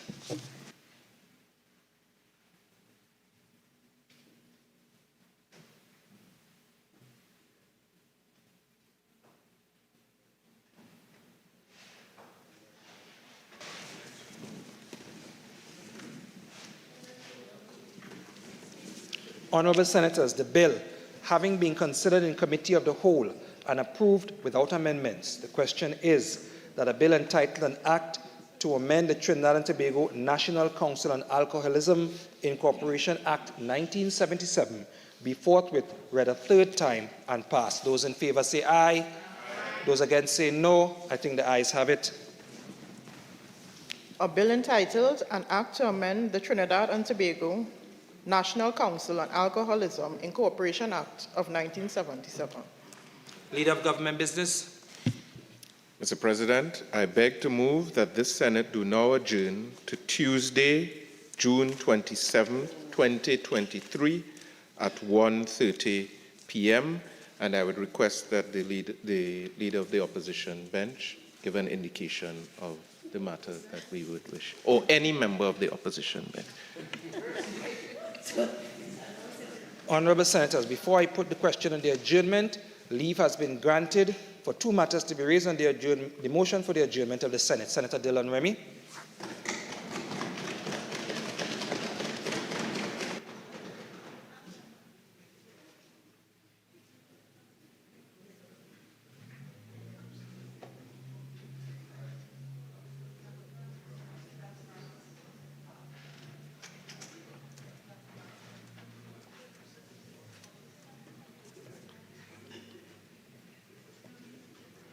Thank you, Mr. President, for allowing me to be able to bring this matter on the adjournment. The need for the government to address the pattern of shortfall in budgetary allocation to the Tobago House of Assembly over the past 5 years and its resulting challenges. Mr. President, the shortfall is not in the budgetary allocation, but in the releases, and I will go through what has happened over the years that I bring to the attention of the Minister. The Appropriation Act each year identifies the quantum of monies budgeted to various heads and subheads. In the mid-year review, there are further allocation revisions are made as seen fit by the Minister. Tobago gets its funding for recurrent and developmental expenditure from three sources: the Consolidated Fund given directly to the THA as a result of the Appropriation Act, money spent through ministries and other bodies in Tobago, example, WASA, TNTEC, and from the borrowing which is possible with approval from the Minister after approval by the Minister of Finance. The Dispute Resolution Council indicated that the Tobago should be allocated between 4.03% and 6.9% of the national budget for each financial year. Over the years, usually the allocation is about the lower, tend to be at the lower 4-point-something% of the budget. After the budget allocation, the ministry releases sums of monies in the mid-year review. And it is in this context that the Tobago House of Assembly, in reviewing the actual releases over a 5-year period between 2016, 2017, up to 2021, have looked at the allocation and what finally was released at the end of the financial year, and I will go through them. For budgetary year 2016-2017, the original appropriation was $2.045 billion, and the total releases for that year was $1.988 billion. But the financial year 2017-2018 appropriation of $1.8590 billion, with during the supplementary allocation of $100 million, and the releases for that year was $1.927 billion. 2018-2019, $1.979 billion. Nothing in this, no releases during the supplementary, at least not what I saw here. But the total releases for that year was $1.962 billion. 2019-2020, the allocation for that year was $2.033 billion. Supplementary during the midterm review was $50 million. And the total releases for that year was $2.057 billion. 2020-2021, original appropriation of $1.916 billion. Supplementary in the midterm review was $50 million. And the total releases for that year was $1.957 billion. For these 5 years, when you looked at the difference between the releases and what was originally appropriated and what was added during the supplementary, for the supplementary allocation, for the 2016-2017, there was I would say a shortfall, minister may call it something else, of $56.577 million. Of the year 2017-2018, $32.88 million. 2018-2019, $16.25 million. 2019-2020, $25.176 million. And 2020-21, $8.06 million, adding up to $138.925 million. Given the fact that Tobago has lacked sufficient monies for its development over the years, and given the fact that the THA currently owes contractors, suppliers, up to about $600 million is what I was told, I'm asking the Minister of Finance to indicate if there are if what can be done about this, these, again, I would say outstanding sums to Tobago. Before I end, let me say that this issue I bring here has nothing to do with whichever government is in office in Trinidad and whichever, whoever is governing in the Tobago House of Assembly. So whether it is PNM in Tobago, PNM in Trinidad, whether it is UNC or Partnership in Tobago and PNM or whoever is in Tobago, the thing has been the same. So it is not, I don't think it has anything to do with party. I'm bringing it up here because it has been, this is a matter that has been brought up by many chief secretaries or previous finance secretaries over the years, and being particularly given now with what is happening in terms of Tobago and the developmental trust, not just now, but over the years. I'm just asking for whether the minister would be able to explain. I'm just saying also, usually what happens is that at the budget allocation, there is normally an indication that Tobago has got a specific portion based on the specific percentage of the budget, and is usually, as I said, in keeping with what was suggested to be allocated from the DRC. I am not sure that that is done in the midterm, and I am not sure if it is when you look at the end of the year, in terms of the releases, what is the particular percentage that has been released based on what was given for the year. So I'm asking for the minister to consider that, please. Thank you, Mr. President. Minister of Finance. Thank you very much, Mr. President. Mr. President, I have a letter written to me in September of 2022, September 23rd, 2022, from the Office of the Chief Secretary of the Tobago House of Assembly.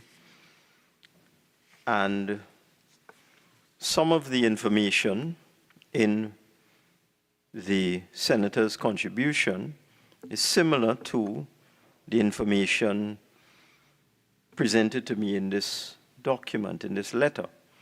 But quite a bit of clarification and explanation is required because there are some serious misconceptions with respect to this complete issue. Let me just deal with Senator Remy's presentation. When one looks at this letter written to me by Mr. Farley Augustine, the Honorable Farley Augustine, on September the 23rd, 2022,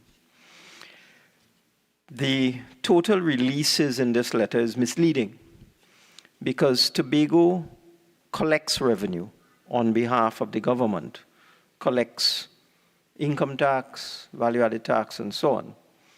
And by virtue of the relevant laws, that funding is kept. It is not remitted to the consolidated fund. So that if one looks at this correspondence, you'll see a column called non-cash releases. It's really a kind of sleight of hand, maybe. But you have to add the two, so that the actual releases to the THA in 2017 fiscal was not 1,988 million. It was really 2,045 million, and so on. So that you have to keep looking at the revenue that was retained by the THA and not remitted to the consolidated fund, so that all of the numbers would turn out to be different in terms of the actual cash available to the THA.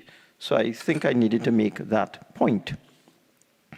The other numbers, the 56 million in 2017, the 32 million in 2018, and the 16 million in 2019, and so on, those numbers are accurate.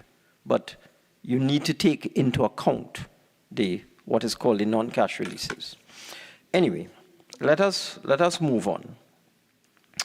The fact of the matter is that I responded to Mr. Farley's letter, and on January 16, 2023, Mr. Augustine's letter, I told him the following, that in response to his contention that there had been shortfalls, and by the way, I may need to correct what I just said in terms of the numbers, but in terms of the shortfalls that he referred to, I made this point to him in my letter to him, that for the period 2017 to 2021, the government experienced serious financial constraints as its revenue collection fell significantly below the amounts projected due to the drastic fall in the global prices of oil and gas. The situation was further exacerbated by the impact of the COVID-19 pandemic over the period 2020 to 2021, as economic activity in the country was virtually at a standstill. So the point I made to him is that you will appreciate that this shortfall in revenue severely affected government's ability to meet all of the commitments envisaged via appropriation acts issued over the period. And therefore, exigencies necessitated the reprioritization of activities as well as a rollback of funding to all ministries and departments, inclusive of the Tobago House of Assembly. I informed the Chief Secretary that according to the Audit and Exchequer Act, the Minister of Finance is given this authority. Paragraph 5.2, Part 2, Paragraph 5.2 of the Act states, notwithstanding any general or specific authority which may have been given by him, it shall be within the discretion of the Minister to limit or suspend any expenditure charged under any appropriation act or by virtue of Section 18 and so authorized, if in his opinion the exigencies of the financial situation render such limitation or suspension necessary.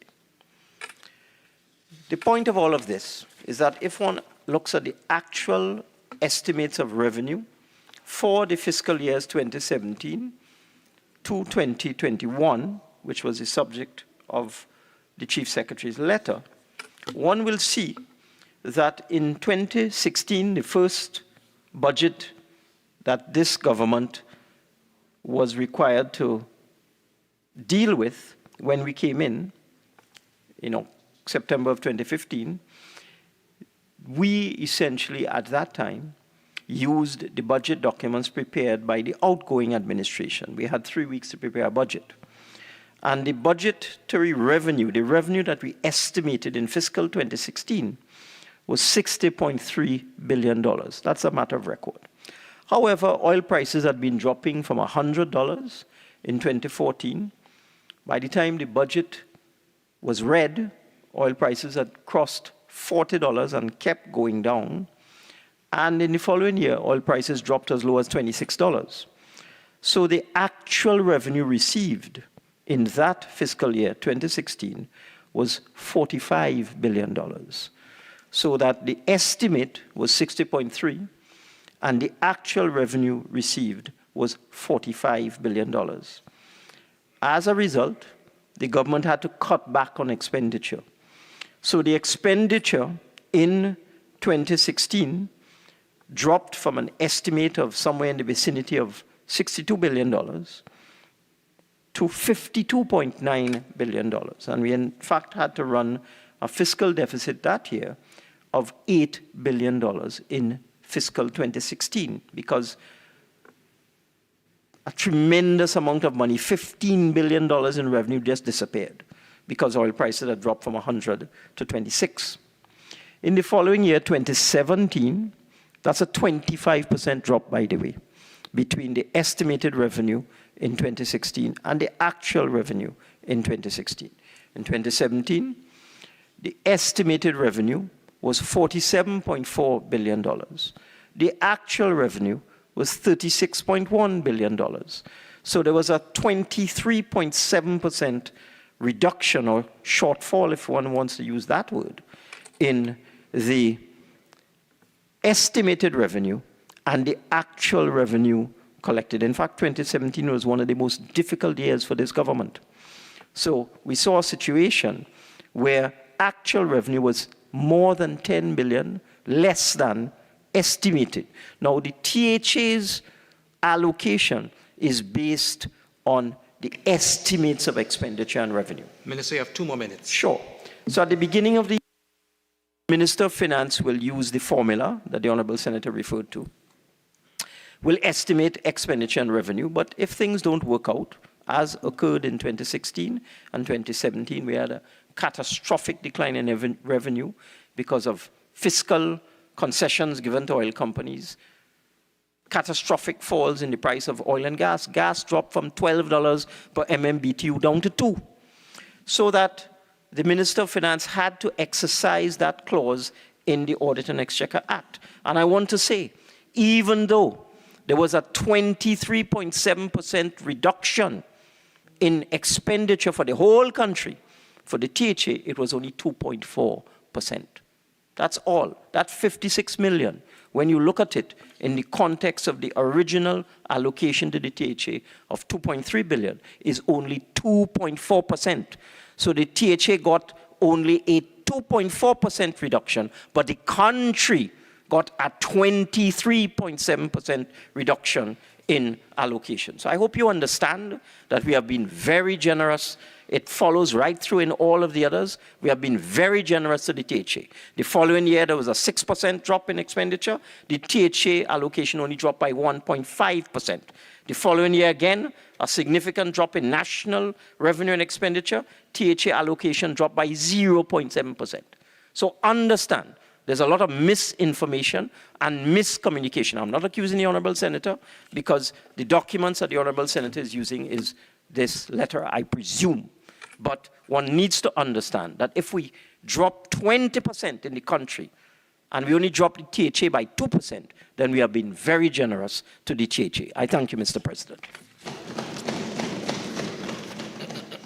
Honourable Senators, the question is that this Senate do now adjourn to Tuesday, June the 27th, 2023 at 1:30 p.m. Those in favour say aye. Aye. Those against say no. I think the ayes have it. The Senate now stands adjourned to Tuesday, June the 27th, 2023 at 1:30 p.m.